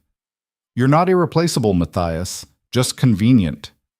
The two surviving Breyer brothers looked at each other across the firelight. A lifetime of brotherhood, of shared crimes and consequences, compressed into a single moment of decision. Surrender and betray everything they'd built, or die here in the darkness with whatever honor outlaws could claim. Matthias broke first. "I'll tell you everything, names, places, all of it. Just let me bury my brother properly. He was a killer and a fool. But he was family." "No burial," Ethan said firmly. "His body stays here as evidence. The court will want to confirm his death." "Then at least let Silas close his eyes. Show him that much respect." Caleb nodded. "That much I'll allow." Silas moved to Cole's body, gently closing the staring eyes with trembling fingers. He murmured something too quiet to hear, prayer or apology or goodbye, impossible to tell which. Then he stood, looking older and more broken than when he'd knelt. The rest of the night passed in careful interrogation. Matthias talked, and Ethan wrote down everything in a small notebook with methodical precision. Names of informants scattered across 3 territories, locations of cache sites where they'd hidden supplies and stolen goods, details of crimes stretching back 2 years, the complete anatomy of their criminal enterprise, exposed and documented.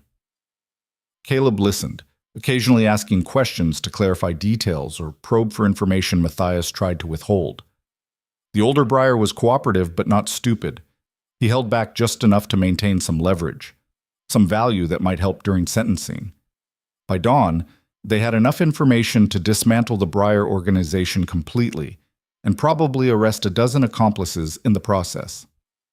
"Jimmy in Broken Ridge," Ethan said, reviewing his notes. "He's your cousin, not just a paid watcher." "My sister's boy," Matthias confirmed. "Good kid who made bad choices trying to help family." "He's an accessory to murder. He'll hang same as you if the court decides that's justice." "He didn't know about Henderson. I never told him. Never involved him beyond watching for law." "Ignorance won't save him." Ethan closed the notebook. "But testimony might.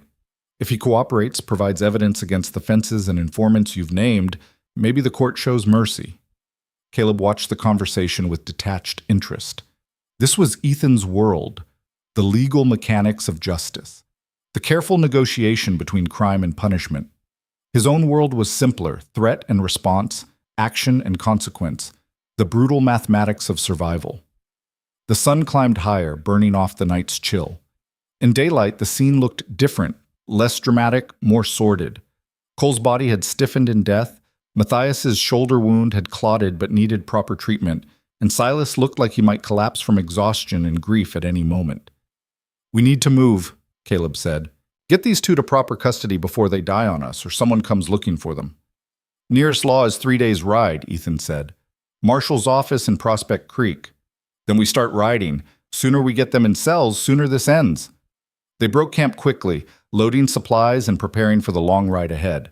Matthias and Silas were bound with rope, hands behind their backs, ankles hobbled to prevent running. Caleb fashioned a travois from branches and canvas to carry Cole's body, evidence for the court, but also because leaving corpses for scavengers didn't sit right even with his compromised conscience. As they prepared to depart, Matthias looked at Caleb with something that might have been respect or might have been hatred, hard to distinguish between the two. You're not really a lawman, are you? Matthias asked. No. Then what are you? Caleb considered the question while he checked his saddle cinch. I'm whatever I need to be to get the job done. Today that's hunter. Tomorrow might be something else. Ask me again in a week. The answer might surprise us both. You killed Cole without hesitation. No remorse, no second thoughts. Your point?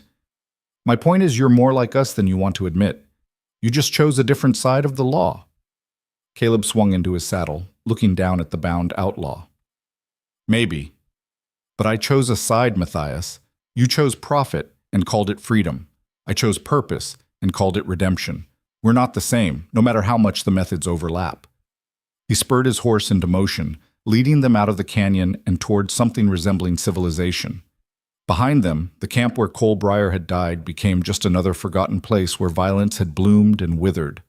The frontier was full of such places, unmarked graves and anonymous violence, blood soaking into dust until nothing remained but stories people would eventually forget. But Caleb would remember, the way Cole's eyes had widened when the bullet hit, the wet sound of punctured lungs, the small nod that meant yes, end this, make it stop. He'd remember all of it, adding these ghosts to the collection he already carried, the price of being useful, the cost of choosing sides. They rode toward justice, whatever that meant anymore, and the morning sun climbed higher in a sky that didn't care about men or their crimes or the complicated space between right and wrong where people like Caleb lived and died and sometimes found redemption in the least likely places. The ride to Prospect Creek stretched across 3 brutal days that tested endurance and resolve in equal measure. Caleb set a pace that pushed everyone to their limits, hard riding from first light until darkness made continuing dangerous, brief camps with minimal rest, constant vigilance against escape or ambush. The horses suffered most, but they were strong animals bred for frontier work, and they endured. Matthias's shoulder wound festered despite Caleb's rough field treatment. By the second day, fever had set in, turning the older Breyer delirious and weak. He slumped in his saddle, mumbling to ghosts only he could see, occasionally crying out names that might have been family or victims or both. Silas rode in grim silence, staring at the travois, carrying his brother's shrouded body, his face a mask of grief that had hardened into something colder and more permanent. Ethan handled the prisoners with professional detachment, but Caleb caught him watching Matthias's deterioration with something that looked like concern. The deputy had taken an oath to uphold law and deliver justice, not to transport dying men across hostile territory while their wounds turned septic. It bothered him in ways it didn't bother Caleb. He needs a doctor, Ethan said on the morning of the 3rd day, as Matthias barely managed to mount his horse without falling. He needs a cell and a trial, Caleb replied, checking the bindings on both prisoners. Medical treatment comes after justice is served. He won't survive to stand trial if that shoulder gets worse. Then he dies having faced consequences. The Henderson family didn't get medical treatment when Cole shot them. Neither did that 7-year-old girl. Forgive me if I'm not losing sleep over Matthias Breyer's discomfort. Ethan's jaw tightened. This isn't about the Henderson family anymore. This is about us, about whether we deliver prisoners to court or corpses to graves.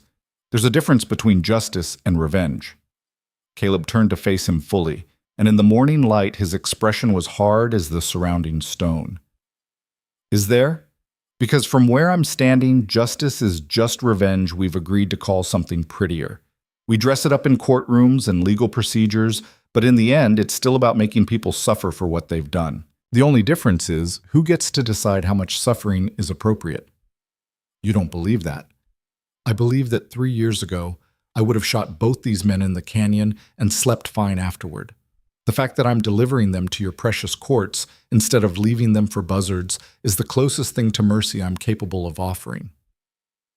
Caleb mounted his horse with practiced efficiency. But if you want to stop and play doctor, waste time and supplies on a man who murdered children, that's your choice. Just know that every hour we delay is another hour his network has to scatter and hide. They rode in tense silence after that, the space between them filled with unspoken disagreements about morality and method. Caleb knew he was being harsh, knew that Ethan's concern for Matthias came from a place of principle rather than sentiment. But he also knew that principles could get you killed on the frontier, and mercy offered to the wrong people had a way of turning into more corpses down the line. Around noon, Matthias finally collapsed.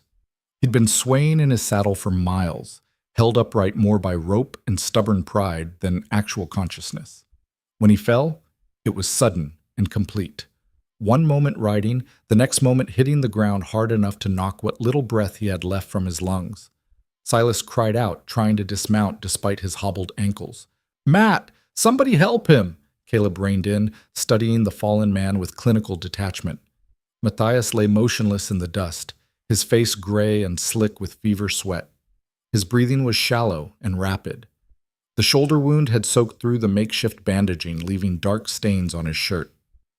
"He's dying," Silas said, his voice cracking. "You have to do something." "I don't have to do anything except deliver what's left of him to Prospect Creek." But even as Caleb said it, he was dismounting, moving to check Matthias's vitals.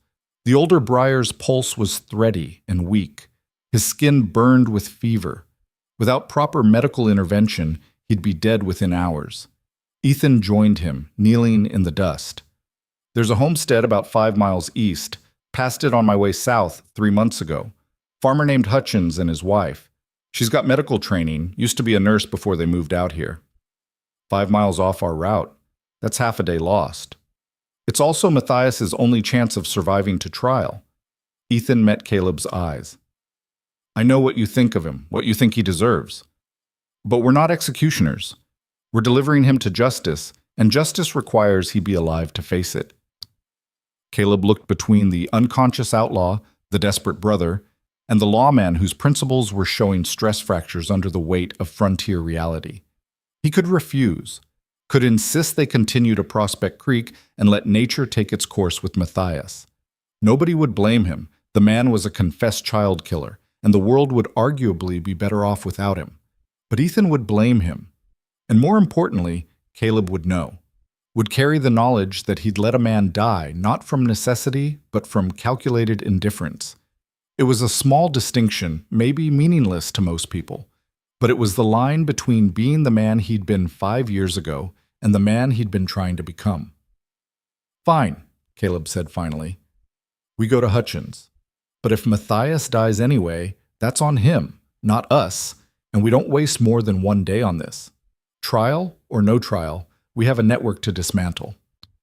They fashioned a better travois for Matthias, cushioned with saddle blankets to ease the rough ride. Silas rode beside his brother, one hand resting on the unconscious man's arm, speaking in low tones that might have been comfort or confession. Caleb led them east, following Ethan's directions toward a homestead he hoped still existed and still housed people willing to help.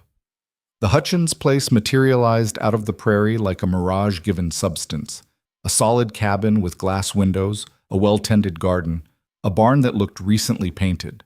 Smoke rose from the chimney, and chickens scattered as they approached. A far cry from the rough frontier homesteads that dotted most of the territory. A man emerged from the cabin carrying a rifle, standard precaution when strangers approached. He was maybe 50, with the weathered face and careful movements of someone who'd survived the frontier by being neither too trusting nor too quick to violence. His eyes took in the group, 2 armed men, 2 bound prisoners, and a travois carrying someone either dead or dying. "That's close enough," he called when they were 30 yards out. "State your business." Ethan dismounted slowly, hands visible and empty. "My name's Ethan Graves, deputy with the Territorial Marshal's office. I'm transporting prisoners to Prospect Creek. One of them's badly wounded and needs medical attention. I heard your wife has nursing experience." Hutchins studied them for a long moment, calculating risks and responsibilities. "Those prisoners, what'd they do?" "Murder, robbery, arson. They're wanted across 3 territories. And you want me to help keep them alive so you can hang them proper?" There was no judgment in the question, just frontier pragmatism. "I want them to face trial. What happens after that is up to the court." Hutchins lowered the rifle slightly. "Martha," he called toward the cabin. "We got company. Wounded prisoner needs tending." A woman appeared in the doorway, late 40s with graying hair pulled back in a practical bun, and the kind of capable hands that suggested she'd delivered babies and set bones with equal competence. She took in the scene with a quick, assessing glance. "Bring him inside," she said. "Gently now. If he's got a shoulder wound gone bad, jostling could tear things loose. We don't want torn." They carried Matthias into the cabin with care that seemed absurd, given what he'd done and what awaited him.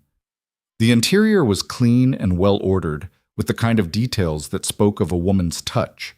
Curtains on the windows, rag rugs on the floor, dried herbs hanging from the ceiling beams.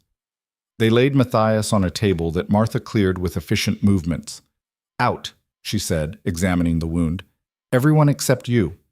She pointed at Ethan. "I might need an extra pair of hands. The rest of you wait outside."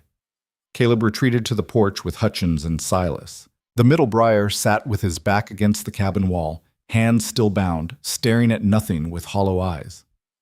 "Your brother going to make it?" Hutchins asked, not unkindly.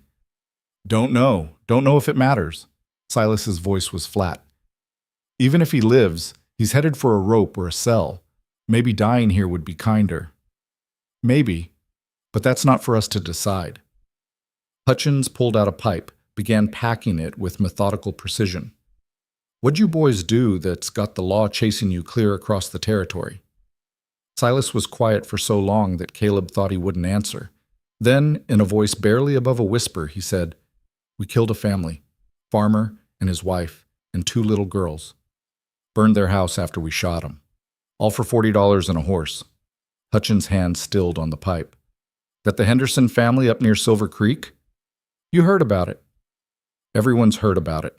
Word spreads when something that evil happens." Hutchins lit the pipe, drew smoke deep. "Those girls were 7 and 9. The older one survived because she was visiting her aunt. Now she's orphaned and alone." "I know. I was there. I helped it happen." Silas looked up, meeting Hutchins' eyes with something that might have been defiance or might have been desperate need for judgment. "So go ahead. Tell me what a monster I am. Tell me I deserve whatever's coming. I've been telling myself the same thing since it happened." Hutchins smoked in silence, considering. "I had a brother once. Loved him more than anything in this world. He got himself mixed up in things he shouldn't have. Gambling debts, bad company, worse choices. I tried to help him, tried to pull him back from the edge. But some people won't be saved, no matter how much you love them." "What happened to him?" "He robbed a store in Denver, shot the owner when the man fought back. They caught him 3 days later, tried him in a week, hanged him in 2. I watched it happen. Thought it might bring closure or peace or something." Hutchins tapped ash from his pipe. "It didn't. Just left a hole where my brother used to be and the knowledge that love isn't enough to save people from themselves." "So what's the point of this story?"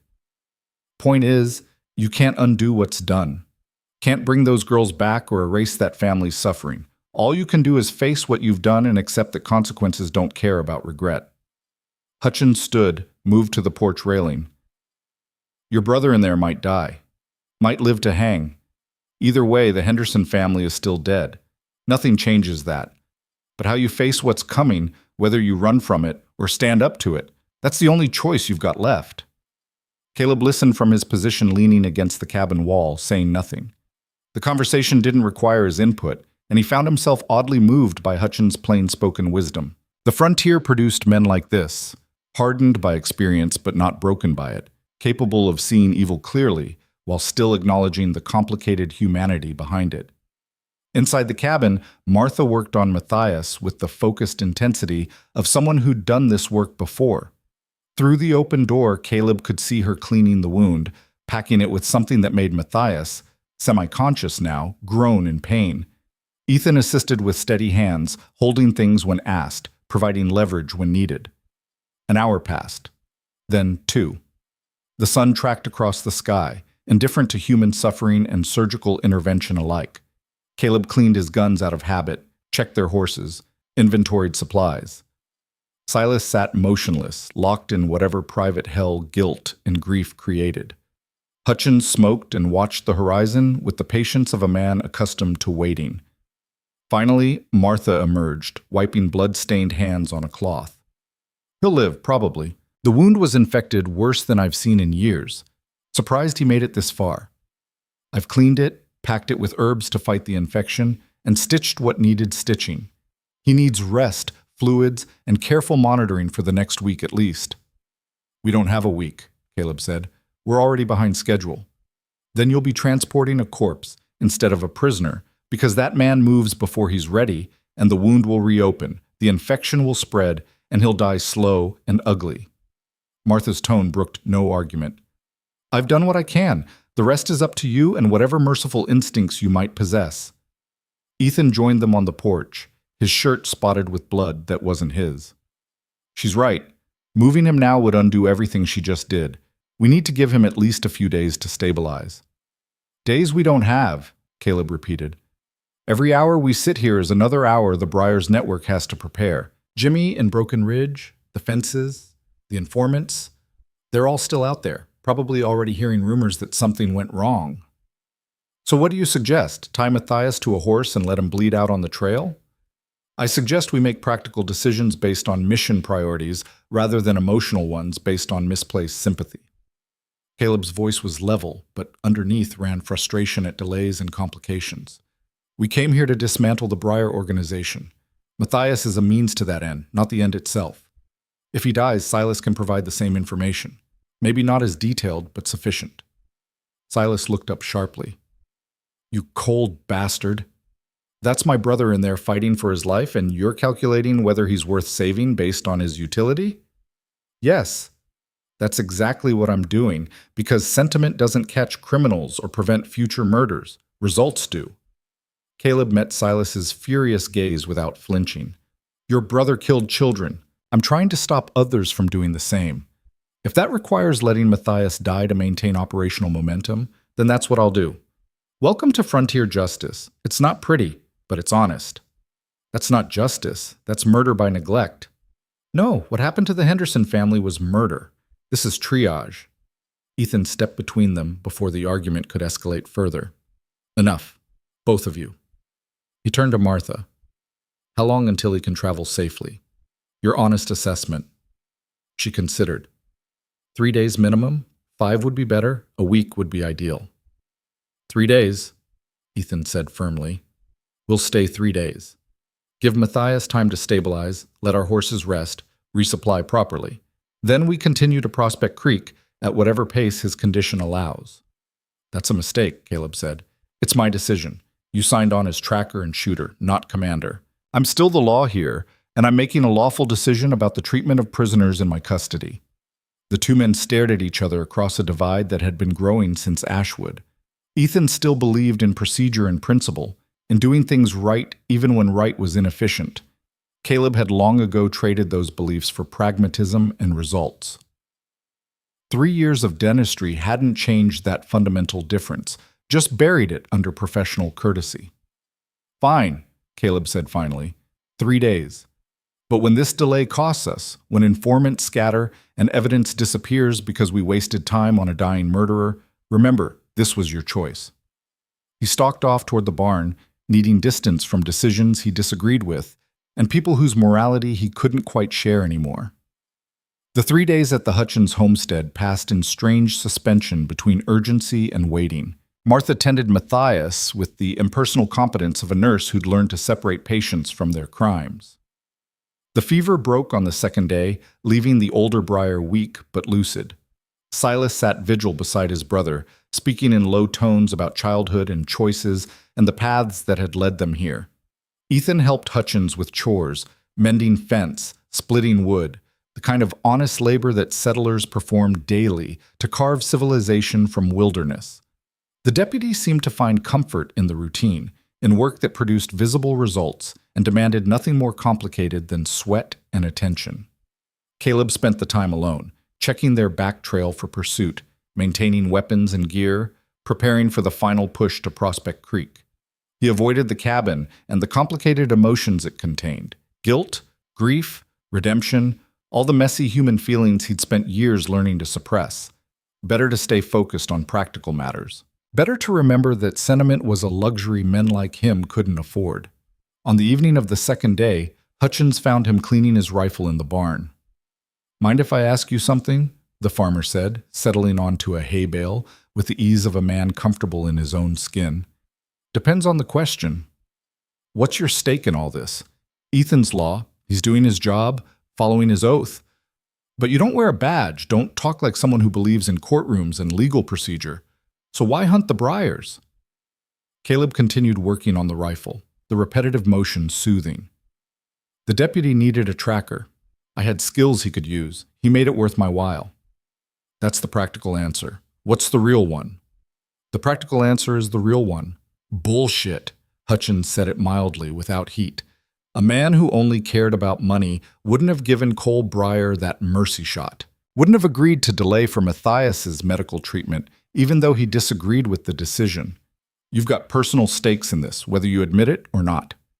Caleb set down the rifle, meeting Hutchins's eyes. You want the truth? I agreed to this hunt because 3 years ago I was drunk in a St. Louis gutter, playing cards with money I'd stolen, waiting to die from either violence or my own self-destruction. My brother pulled me out, gave me a second chance, helped me build something that looked like a respectable life. And it was all a lie.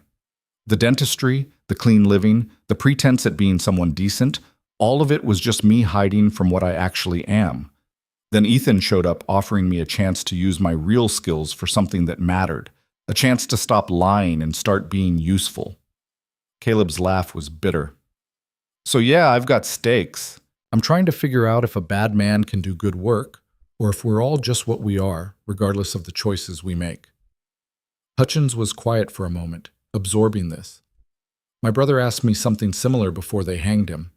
Asked if I thought he was evil all along, or if he'd just made evil choices. Asked if there was a difference. What'd you tell him? Told him I didn't know, still don't. But I know this, choice matters. Maybe not enough to erase what you've done, but enough to define what you'll do next. Hutchins stood, preparing to return to the cabin. You think you're a bad man doing good work. Maybe you're right. Or maybe you're a complicated man doing complicated work and trying to figure out which parts of yourself to keep and which to bury. Either way, beating yourself up about it won't change the results. After Hutchins left, Caleb sat alone in the gathering darkness, thinking about choice and consequence, about the distance between who you were and who you might become. 3 years of trying to be someone different hadn't changed his fundamental nature. But maybe it didn't have to. Maybe being useful was enough, even if the methods were ugly and the motivations mixed. The Henderson family was still dead. Cole Breyer was still dead. And Caleb was still the kind of man who could kill without hesitation when the situation required it. Those facts wouldn't change regardless of how much he philosophized about morality and meaning, but he'd chosen to deliver the surviving Breyers to trial instead of executing them in the canyon.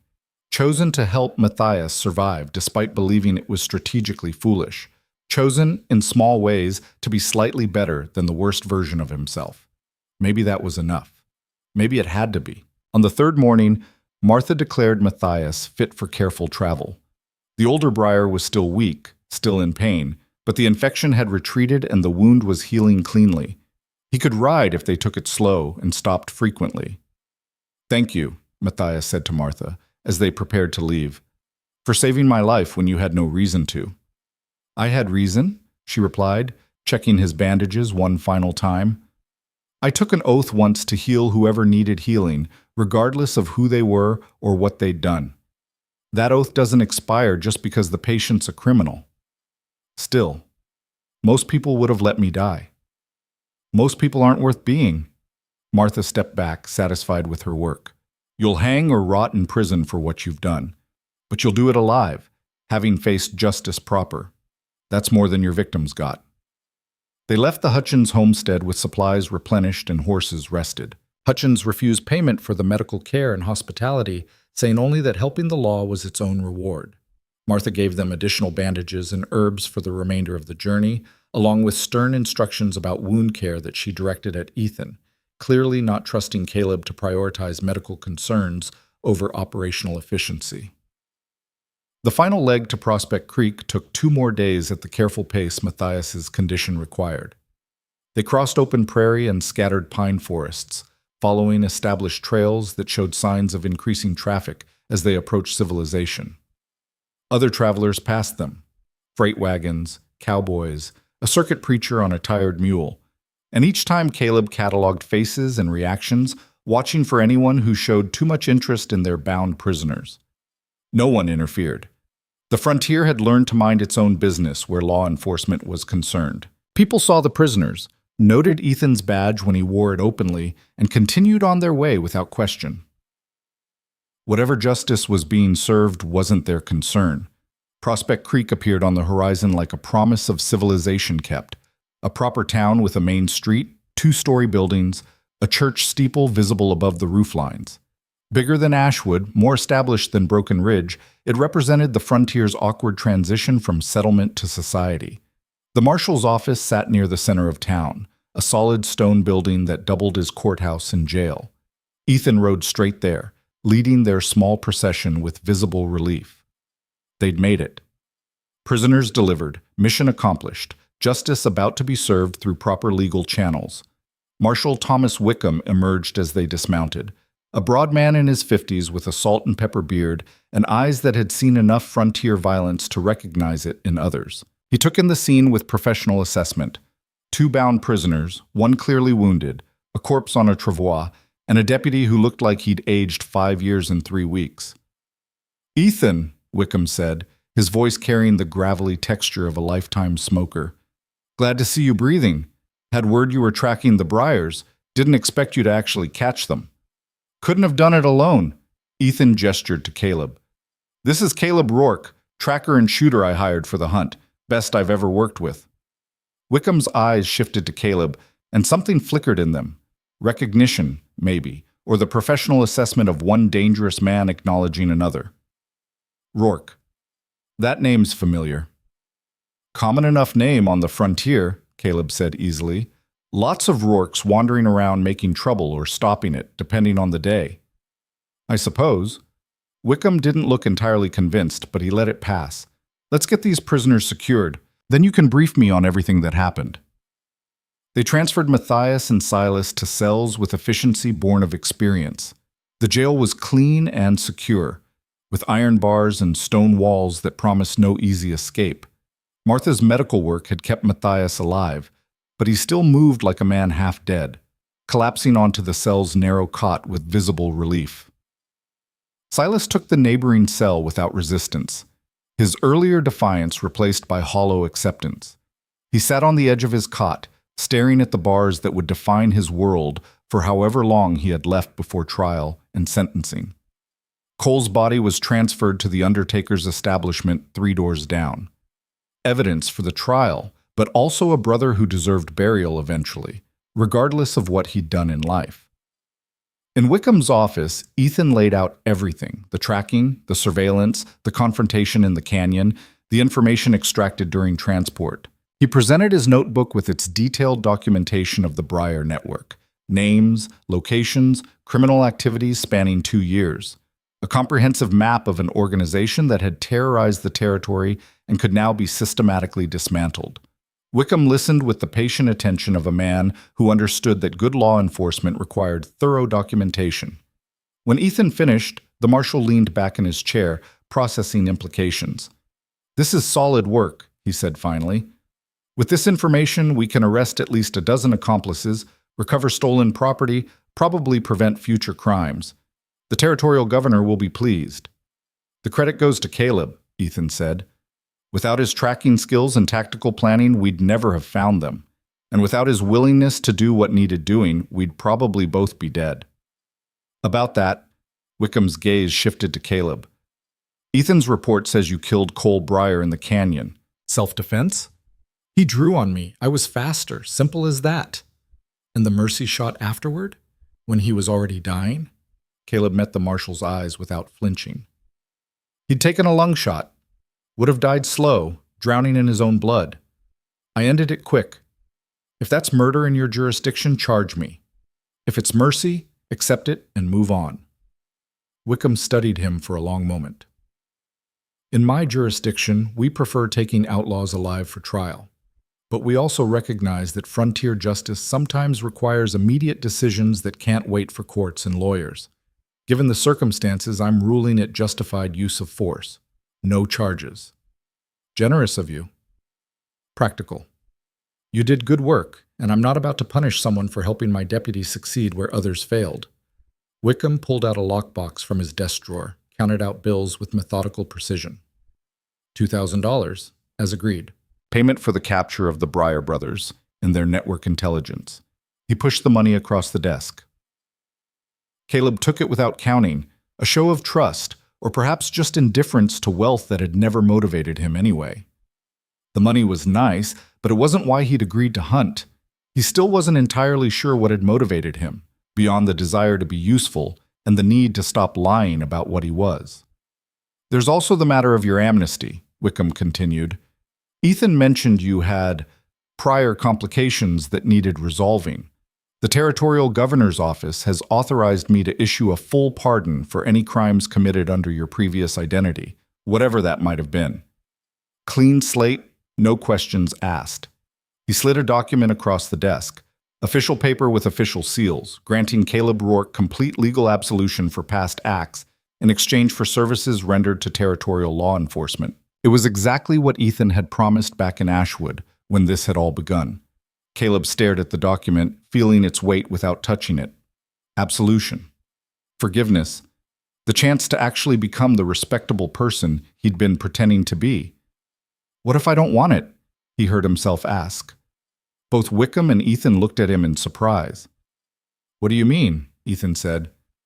This is what we agreed on. Clean slate, fresh start, your past buried permanently. I know what we agreed. I'm asking, what if I don't want the past buried? What if I want to keep being useful instead of respectable? Understanding dawned in Ethan's eyes. You want to keep working, keep tracking. The Breyer Network isn't the only criminal organization operating in the territories. You said it yourself. You've got 3 deputies and a marshal covering land bigger than some eastern states. You need people who can track, who can fight, who can operate in the spaces where regular law enforcement can't reach. Caleb finally looked at the amnesty document. So here's my counterproposal. I keep the money, accept the amnesty for legal protection, but instead of returning to Ashwood and dental work, I contract with the marshal's office. You point me at problems, I solve them. Simple. Wickham and Ethan exchanged glances. The marshal spoke first. You're talking about becoming a professional tracker and bounty hunter working exclusively for territorial law enforcement. I'm talking about doing what I'm good at for people who need it done. Call it whatever makes the paperwork easier. The territorial government doesn't officially employ men like you. Too many legal complications, too many questions about methods and oversight. Then unofficially employ me. Off the books, paid per contract, no official connection. I hunt who you need hunted, deliver them alive when possible, and you look the other way when my methods don't quite align with legal procedure. Caleb smiled. It's not like the frontier operates on strict legal principles anyway. Might as well acknowledge reality and make it work for everyone. Wickham was quiet for a long time, thinking through implications and consequences. Finally, he said, I'd need to clear this with the territorial governor. Get authorization for ongoing contract work with independent operators. Could take months. Then take months. I'm not going anywhere. Caleb stood, pocketing the money. Meanwhile, I'll accept that amnesty and use it to operate without constantly looking over my shoulder for past mistakes catching up. He signed the document, watched Wickham countersign and seal it. Legal absolution, granted and accepted. 3 years of hiding erased, replaced by official permission to be exactly who he'd always been. Thank you, he said to both men, for the opportunity and the trust. Don't make me regret it, Wickham replied. The frontier's got enough bad men pretending to be good. Don't become a good man pretending to be bad just because it pays better. I'll do my best to stay confused about which one I actually am. Outside the marshal's office, evening was settling over Prospect Creek. Oil lamps were being lit in windows. Businesses were closing for the day. The ordinary rhythms of frontier civilization continued, oblivious to the violence and justice that had been concluded in their midst. Ethan found Caleb later, sitting on a bench outside the hotel where they'd taken rooms. You really meant it, the deputy said, about continuing this work. I did. 3 years of dentistry taught me something important. I'm terrible at being normal.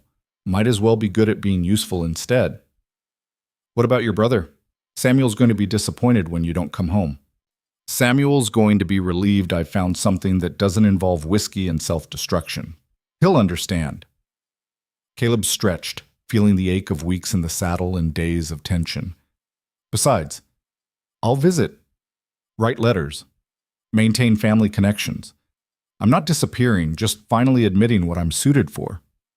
Ethan sat beside him, and for a while they watched the town settle into darkness together. Finally, the deputy said, I judged you wrong.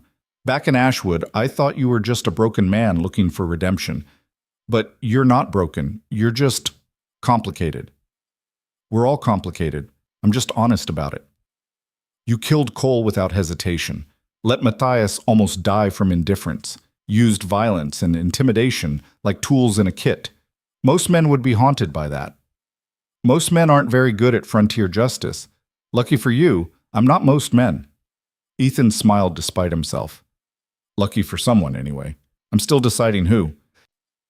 They sat in comfortable silence as night fully arrived, bringing stars and the promise of tomorrow. The Breyer brothers were in cells. Their network would be dismantled. The Henderson family's murder would be answered with legal consequences. Justice, such as it was, had been served. And Caleb Rourke, former outlaw, failed dentist, successful hunter, had found something he'd been missing without knowing it, a purpose that fit who he actually was rather than who he'd pretended to be.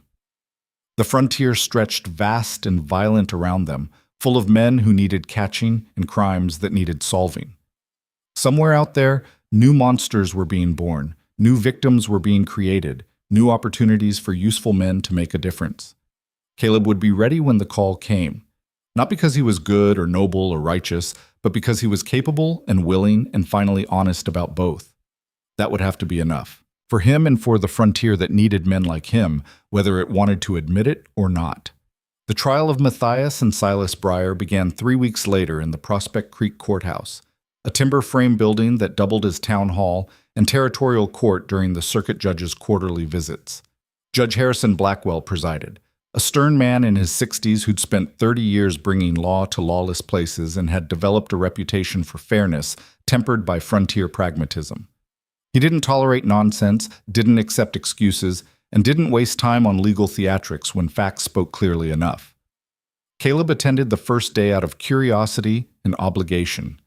He sat in the back row of the gallery, watching lawyers perform their careful dance around evidence and testimony. The courtroom was packed, locals drawn by the notoriety of the case, journalists from 3 territories documenting frontier justice in action, and a handful of victims' family members seeking whatever closure legal proceedings could provide.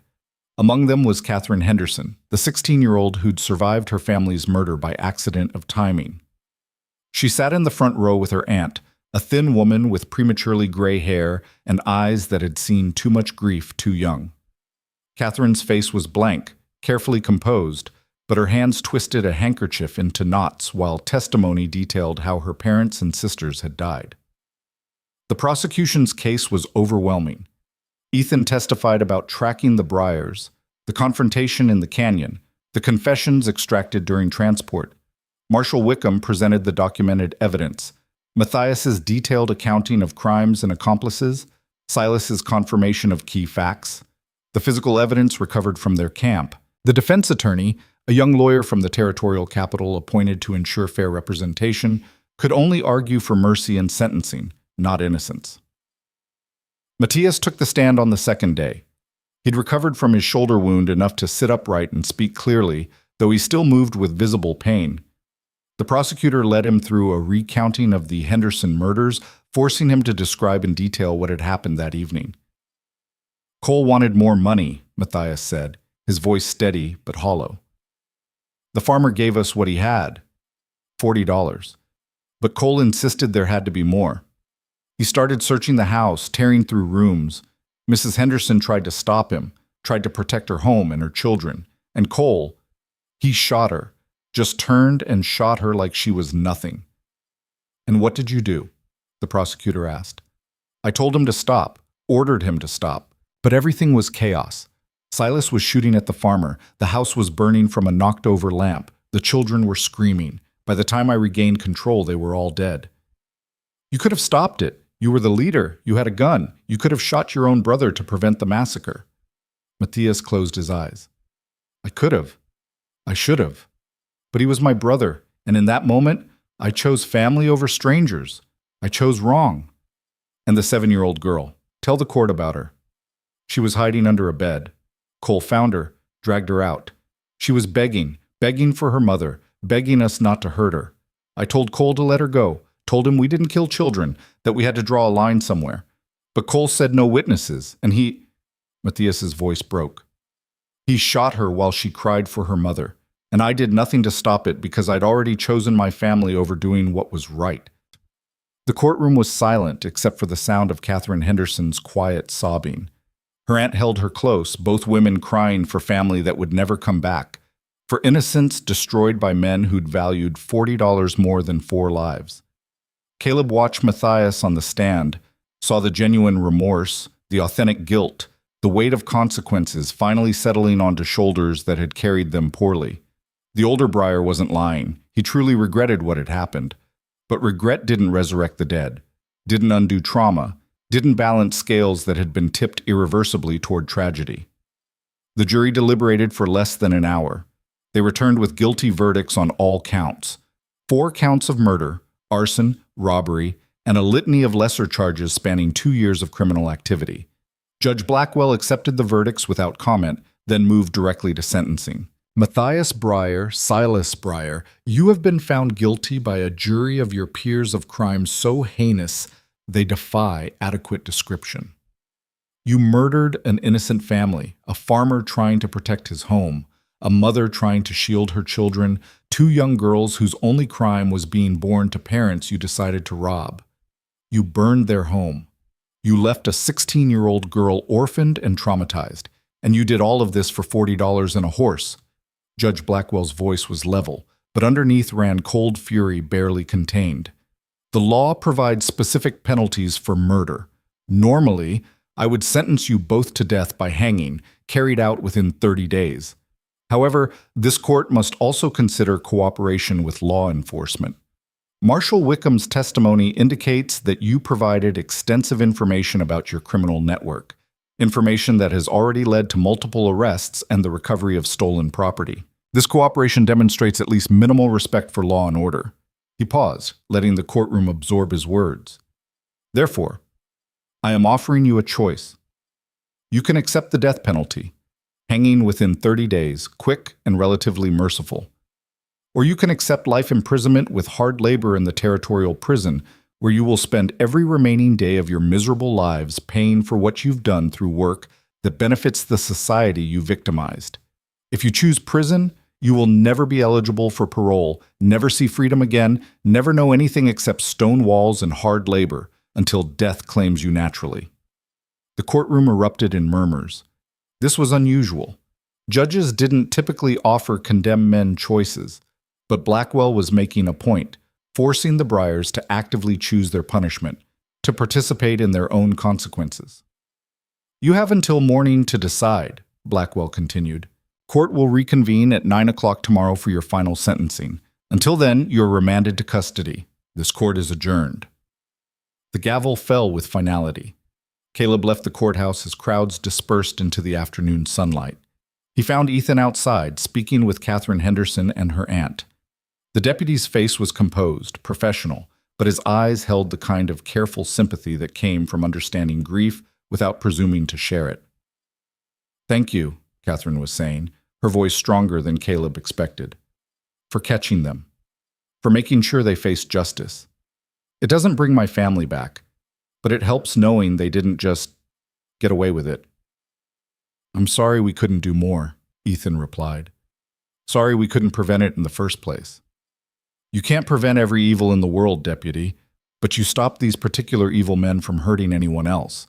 That counts for something. Catherine looked past Ethan to where Caleb stood. You're the tracker, the one who actually found them. Caleb removed his hat, uncertain what to say to a girl whose family he'd avenged but couldn't restore. I am. Cole Briar. They said you shot him, killed him in a canyon during the arrest. That's true. He drew on me. I was faster. Catherine studied him with eyes far older than 16. Good. I'm glad he's dead. I'm glad at least one of them didn't get the choice between hanging and prison. I'm glad he died scared and hurting the way my little sister died. The aunt looked shocked. Catherine, don't. Please don't tell me I shouldn't feel that way, that I should be better than vengeance. Catherine's voice was steady, clear, carrying the kind of certainty that came from pain distilled into purpose. They murdered my family. Cole Breyer shot a 7-year-old girl while she begged for mercy. I'm allowed to be glad he's dead. I'm allowed to want the others to suffer. Maybe someday I'll feel differently. But today, right now, I'm just glad there's one less monster breathing. Caleb met her gaze directly, seeing himself reflected in her anger and her honesty. You're right. You're allowed to feel exactly what you feel. Anyone who says otherwise hasn't buried family they loved. Did you feel anything when you killed him? The question hung in the air between them, not accusatory, just genuinely curious. What did it feel like to end a life, even a life as worthless as Cole Breyer's? Relief, Caleb said honestly. Relief that he couldn't hurt anyone else. Relief that you and others like you might sleep slightly easier knowing he was gone. And relief that I was fast enough to make it clean. Catherine nodded slowly, absorbing this truth. Thank you for being honest, for being fast, for making sure at least some justice happened. She left with her aunt, disappearing into the crowd of townspeople discussing the trial and its unexpected sentencing choice. Caleb watched them go, feeling the weight of her gratitude and her grief in equal measure. She's going to carry that forever, Ethan said quietly. The anger, the loss, the memory of what was stolen, it'll shape everything she becomes. I know. I've seen it before. Caleb replaced his hat. Question is whether it breaks her or makes her stronger. Time will tell. You think the Breyers will choose prison or hanging? Matthias will choose prison. He's got too much guilt eating at him. He'll want years to suffer and atone. Silas will follow whatever Matthias decides. They're family. That bond doesn't break just because everything else has. Ethan considered this. You sound certain. I understand guilt. Understand the desire to pay for sins through extended suffering rather than quick death. 3 years of dentistry was my version of choosing the slow punishment over the fast one. Matthias will do the same. They walked toward the hotel in companionable silence. The past weeks had forged something between them. Not quite friendship, but mutual respect built on shared danger and complementary skills. Ethan had learned that justice sometimes required ugly methods. Caleb had learned that principles weren't always weakness. Wickham got authorization from the territorial governor, Ethan said as they reached the hotel. For your contract work. Unofficial employment, off the books, paid per successful capture. He wants to brief you tomorrow after the sentencing concludes. That was fast. The Breyer Network arrests have been extremely successful. We've recovered nearly $10,000 in stolen property, arrested 14 accomplices, and completely dismantled one of the territory's most active criminal organizations. The governor's thrilled. Wants more of the same. Ethan paused. You sure this is what you want? This life, I mean, tracking criminals, living rough, constantly risking your neck for people who'll never know your name? Caleb thought about Ashwood and his dental practice, about 3 years of pretending to be someone he wasn't, about the relief of finally admitting what he was good at and what he wasn't. I'm sure. This fits in a way dentistry never did. I'm useful here. Maybe not respectable, maybe not safe, but useful. That's enough. Your brother came by earlier, Samuel, said he wanted to see you before leaving town. Caleb felt something tighten in his chest. Anticipation mixed with apprehension. Samuel had traveled 3 days to witness the trial, to see the conclusion of the hunt that had pulled his brother back into violence. Whatever he had to say wouldn't be simple congratulations. He found Samuel in the hotel dining room, nursing coffee and looking tired. His brother stood when Caleb entered, and for a moment they just stared at each other across the distance of choices made and lives diverged. You're not coming back to Ashwood, Samuel said. Not a question. No.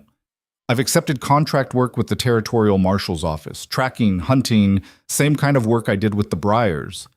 Samuel nodded slowly, like he'd expected this, but hoped otherwise. So 3 years of building something respectable, something clean, and you're just walking away from it, going right back to what you were before. Not what I was before. What I was before was working for criminals, hurting innocent people, choosing money over morality. This is different. This is using the same skills for something that actually matters. Is it? Or are you just finding new excuses to avoid being normal? The words landed hard because they held truth. Caleb sat across from his brother, ordered coffee. He didn't want just to have something to do with his hands. Maybe both, he admitted. Maybe I'm running from normalcy because I'm not built for it, and maybe I'm justifying violence by putting a badge next to it. But Sam, 3 years of pulling teeth nearly killed me. Not physically, spiritually. Every day pretending to be someone I wasn't, hiding what I could do, suppressing instincts that kept me alive through things that would have destroyed softer men. It was slow suicide. And this isn't? This is honest. I might die doing this work, but at least I'll die as myself, not as some mask I wore to make you proud. Samuel flinched. You think I need you to be something you're not? I think you wanted your brother to be better than he was. And I tried. I genuinely tried to be that person for you. But it was never real, Sam. It was always play acting. And when Ethan showed up offering me a chance to be useful as myself rather than respectable as someone else, I took it. I had to. The coffee arrived. Both men stared into their cups, searching for words that might bridge the gap opening between them. I don't need you to be respectable, Samuel said finally. I just need you to be alive.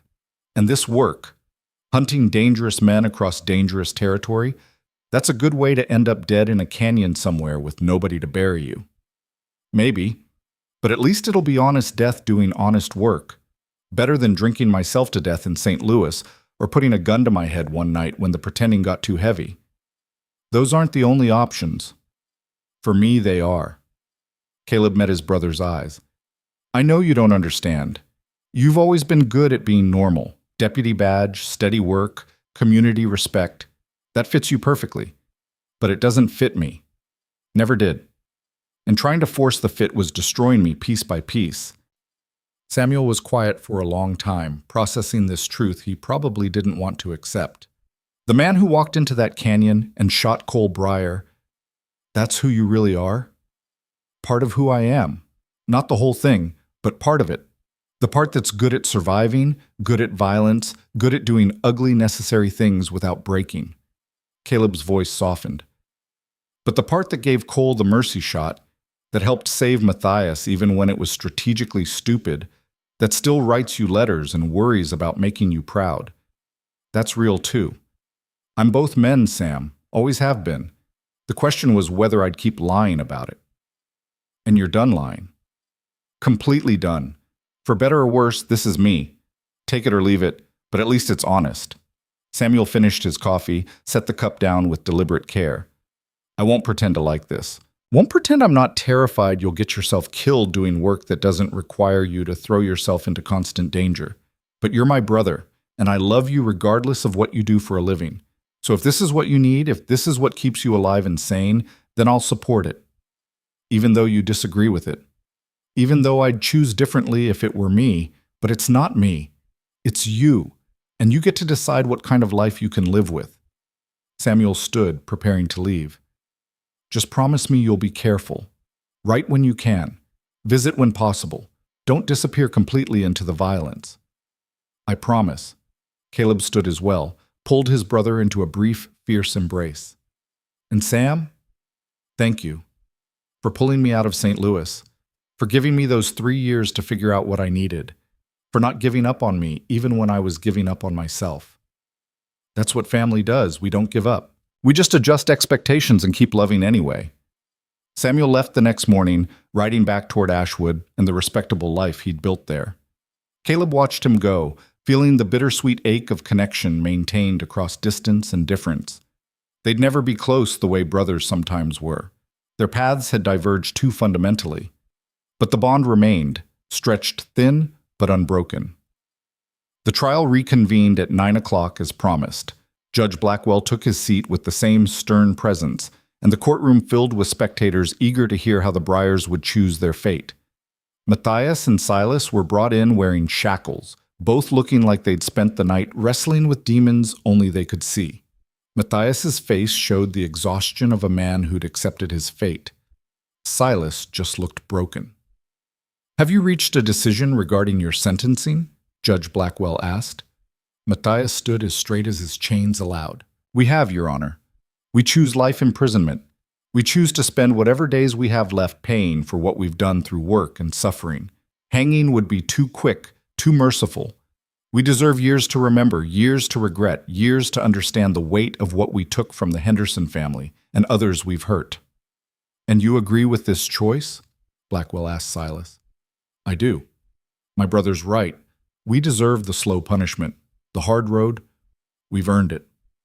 Blackwell nodded, unsurprised.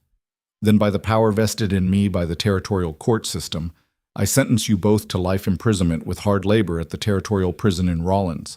You will be transported there within the week and will spend the remainder of your natural lives working to repay the debt you owe to society.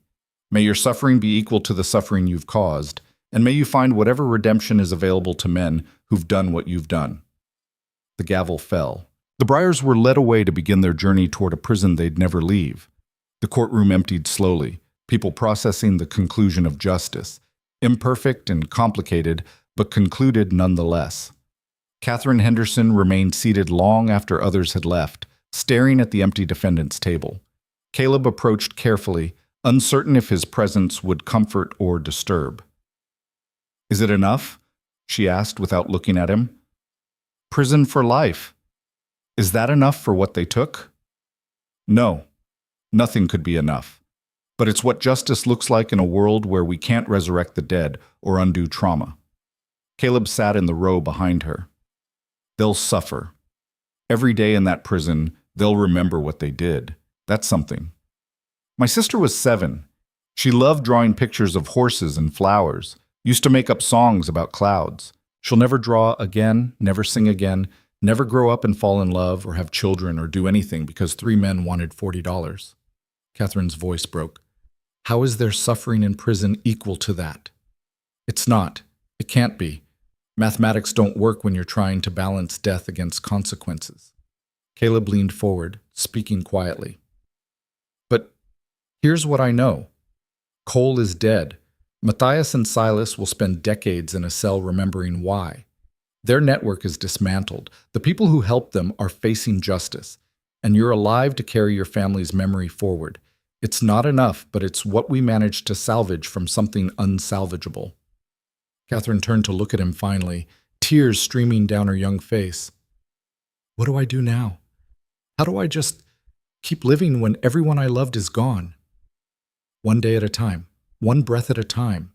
You survive because they can't, and you make something of the life they would have wanted you to have. You don't forget them. You never forget them. But you don't let what happened define everything you become either." Caleb's voice carried the weight of experience. "I've known people who let grief consume them until nothing else remained. And I've known people who transformed grief into purpose, who built something meaningful from the wreckage. You get to choose which one you become. I don't feel strong enough for that. Nobody does at first.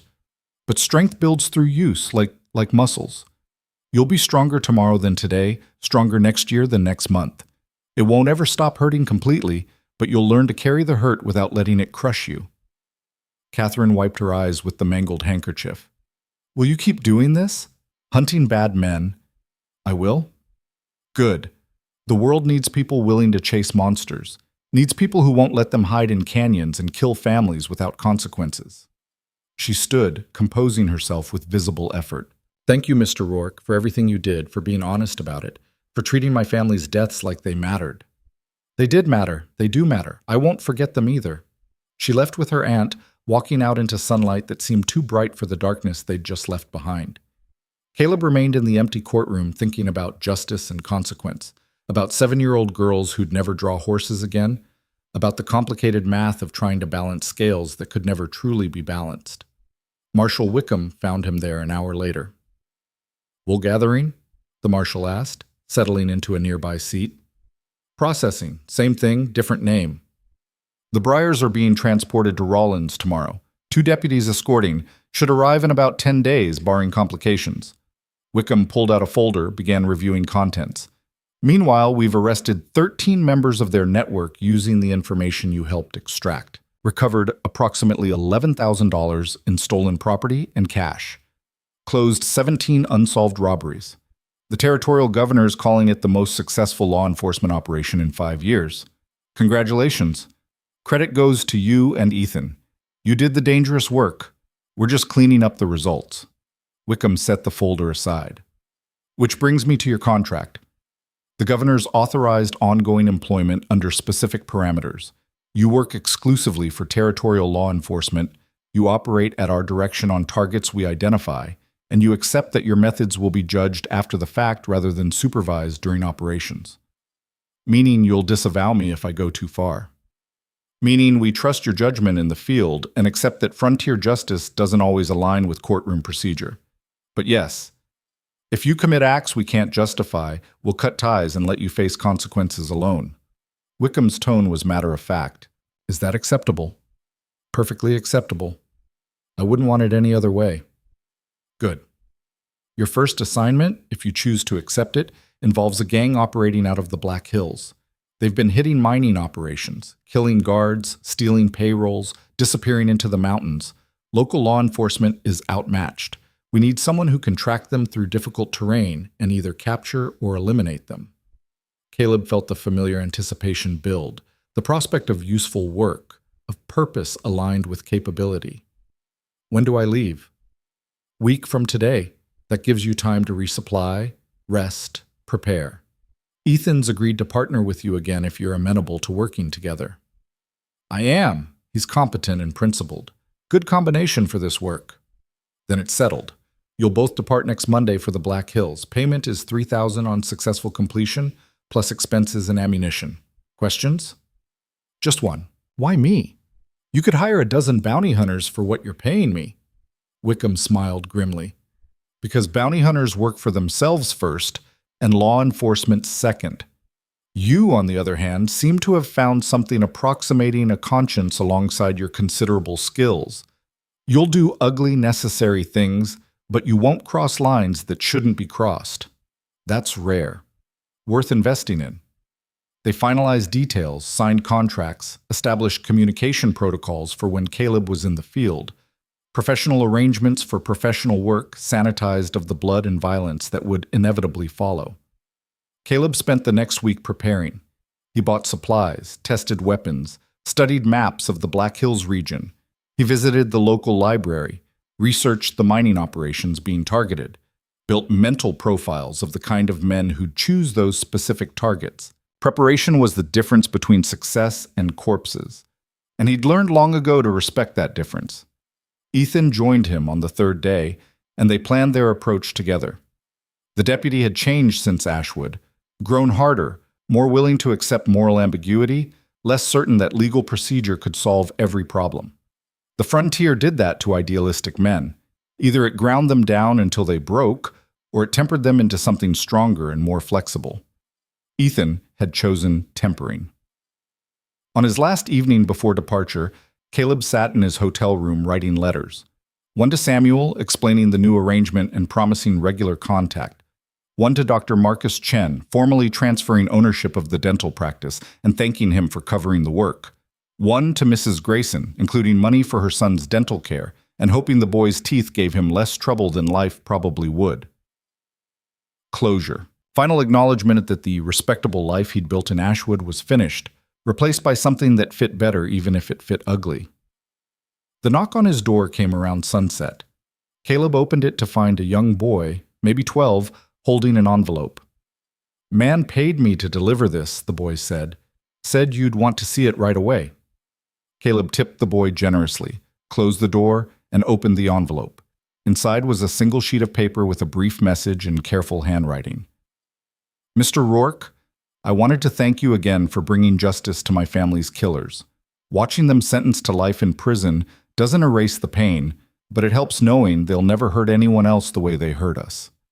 I've decided to use the small inheritance my parents left to attend teachers' college in Denver. My mother always said education was how we build better futures. I think she'd want me to honor that belief by helping other children learn and grow, children who might otherwise end up like the Bryars, making terrible choices because they never learned better ones. I don't know if I'll ever fully heal from what happened, but I'm choosing to transform grief into purpose, the way you suggested. I'll carry my family's memory by becoming someone who makes the world slightly better, one student at a time. Thank you for your honesty and your service. The frontier needs more men willing to hunt monsters. I'm glad you're one of them. Respectfully, Catherine Henderson. Caleb read the letter twice, then carefully folded it and placed it in his saddlebag alongside the amnesty document and his contract. 3 pieces of paper that together told the story of who he'd been, who he'd become, and why it mattered. A child killer brought to justice. A young woman choosing purpose over despair. A frontier made marginally safer through violence carefully applied. Not redemption, exactly, but useful, honest, real. He slept well that night for the first time in weeks. Morning arrived clear and cold, perfect weather for long riding. Caleb and Ethan met in front of the marshal's office, horses loaded and ready. Wickham came out to see them off, along with a small crowd of townspeople who'd heard about the successful briar hunt and wanted to witness the departure of the men heading off to chase more criminals. "Bring them back alive if possible," Wickham said, shaking both men's hands. "Dead if necessary. Either way, bring them back." "We will," Caleb promised.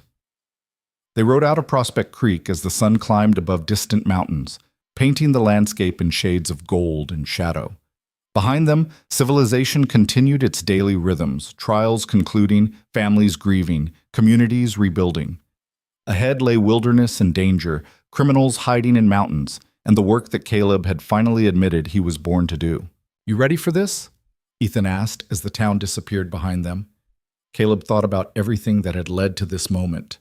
The years with Blackwood learning to be dangerous, the collapse into alcohol and self-destruction, 3 years pretending to be respectable, the hunt for the briars that had stripped away pretense and revealed truth. He was a complicated man doing complicated work in a complicated world. Not good, not evil, but something in between, useful and honest and finally at peace with what he was. "I'm ready," he said. They rode north toward the Black Hills and whatever waited there. 2 men carrying justice into lawless places, writing stories in gunsmoke and determination that few would remember, but many would benefit from. The frontier stretched vast and violent around them, full of darkness that needed hunting and monsters that needed catching. Caleb Rourke, former outlaw, failed dentist, successful hunter, rode toward that darkness with purpose in his heart and steel on his hip. He'd found his place in the world, finally. Found the work that fit who he actually was rather than who he'd pretended to be. The Henderson family couldn't be brought back. Cole Briar couldn't be resurrected to face proper trial. The past couldn't be undone or rewritten, but the future could be shaped, one hunt at a time, one criminal caught, one family protected from violence before it arrived instead of avenged afterward. It wasn't redemption, wasn't salvation, wasn't anything noble or pure. But it was honest work done by honest hands, and in a world that desperately needed both, that was enough. More than enough. The sun climbed higher, the horses found their rhythm, and somewhere ahead in the mountains, criminals who didn't yet know they were being hunted went about their business, unaware that consequence was riding toward them with patient, inevitable determination. Caleb smiled and urged his horse into a faster pace. The hunt was beginning again, and this time he knew exactly who he was and why it mattered. Finally, after years of running and hiding and pretending, he'd found the truth. He was the man who chased monsters through the wilderness so that others could sleep safely in their beds. He was the violence that answered violence, the hunter who tracked the hunters, the necessary evil that made good things possible. And for the first time in his life, that was enough. The frontier swallowed them whole, and the story continued. Not with happy endings or simple morality, but with purpose and honesty and the kind of complicated justice that the wilderness demanded, and only certain men could deliver. Caleb Rourke had become one of those men, and the becoming had finally, mercifully, completed.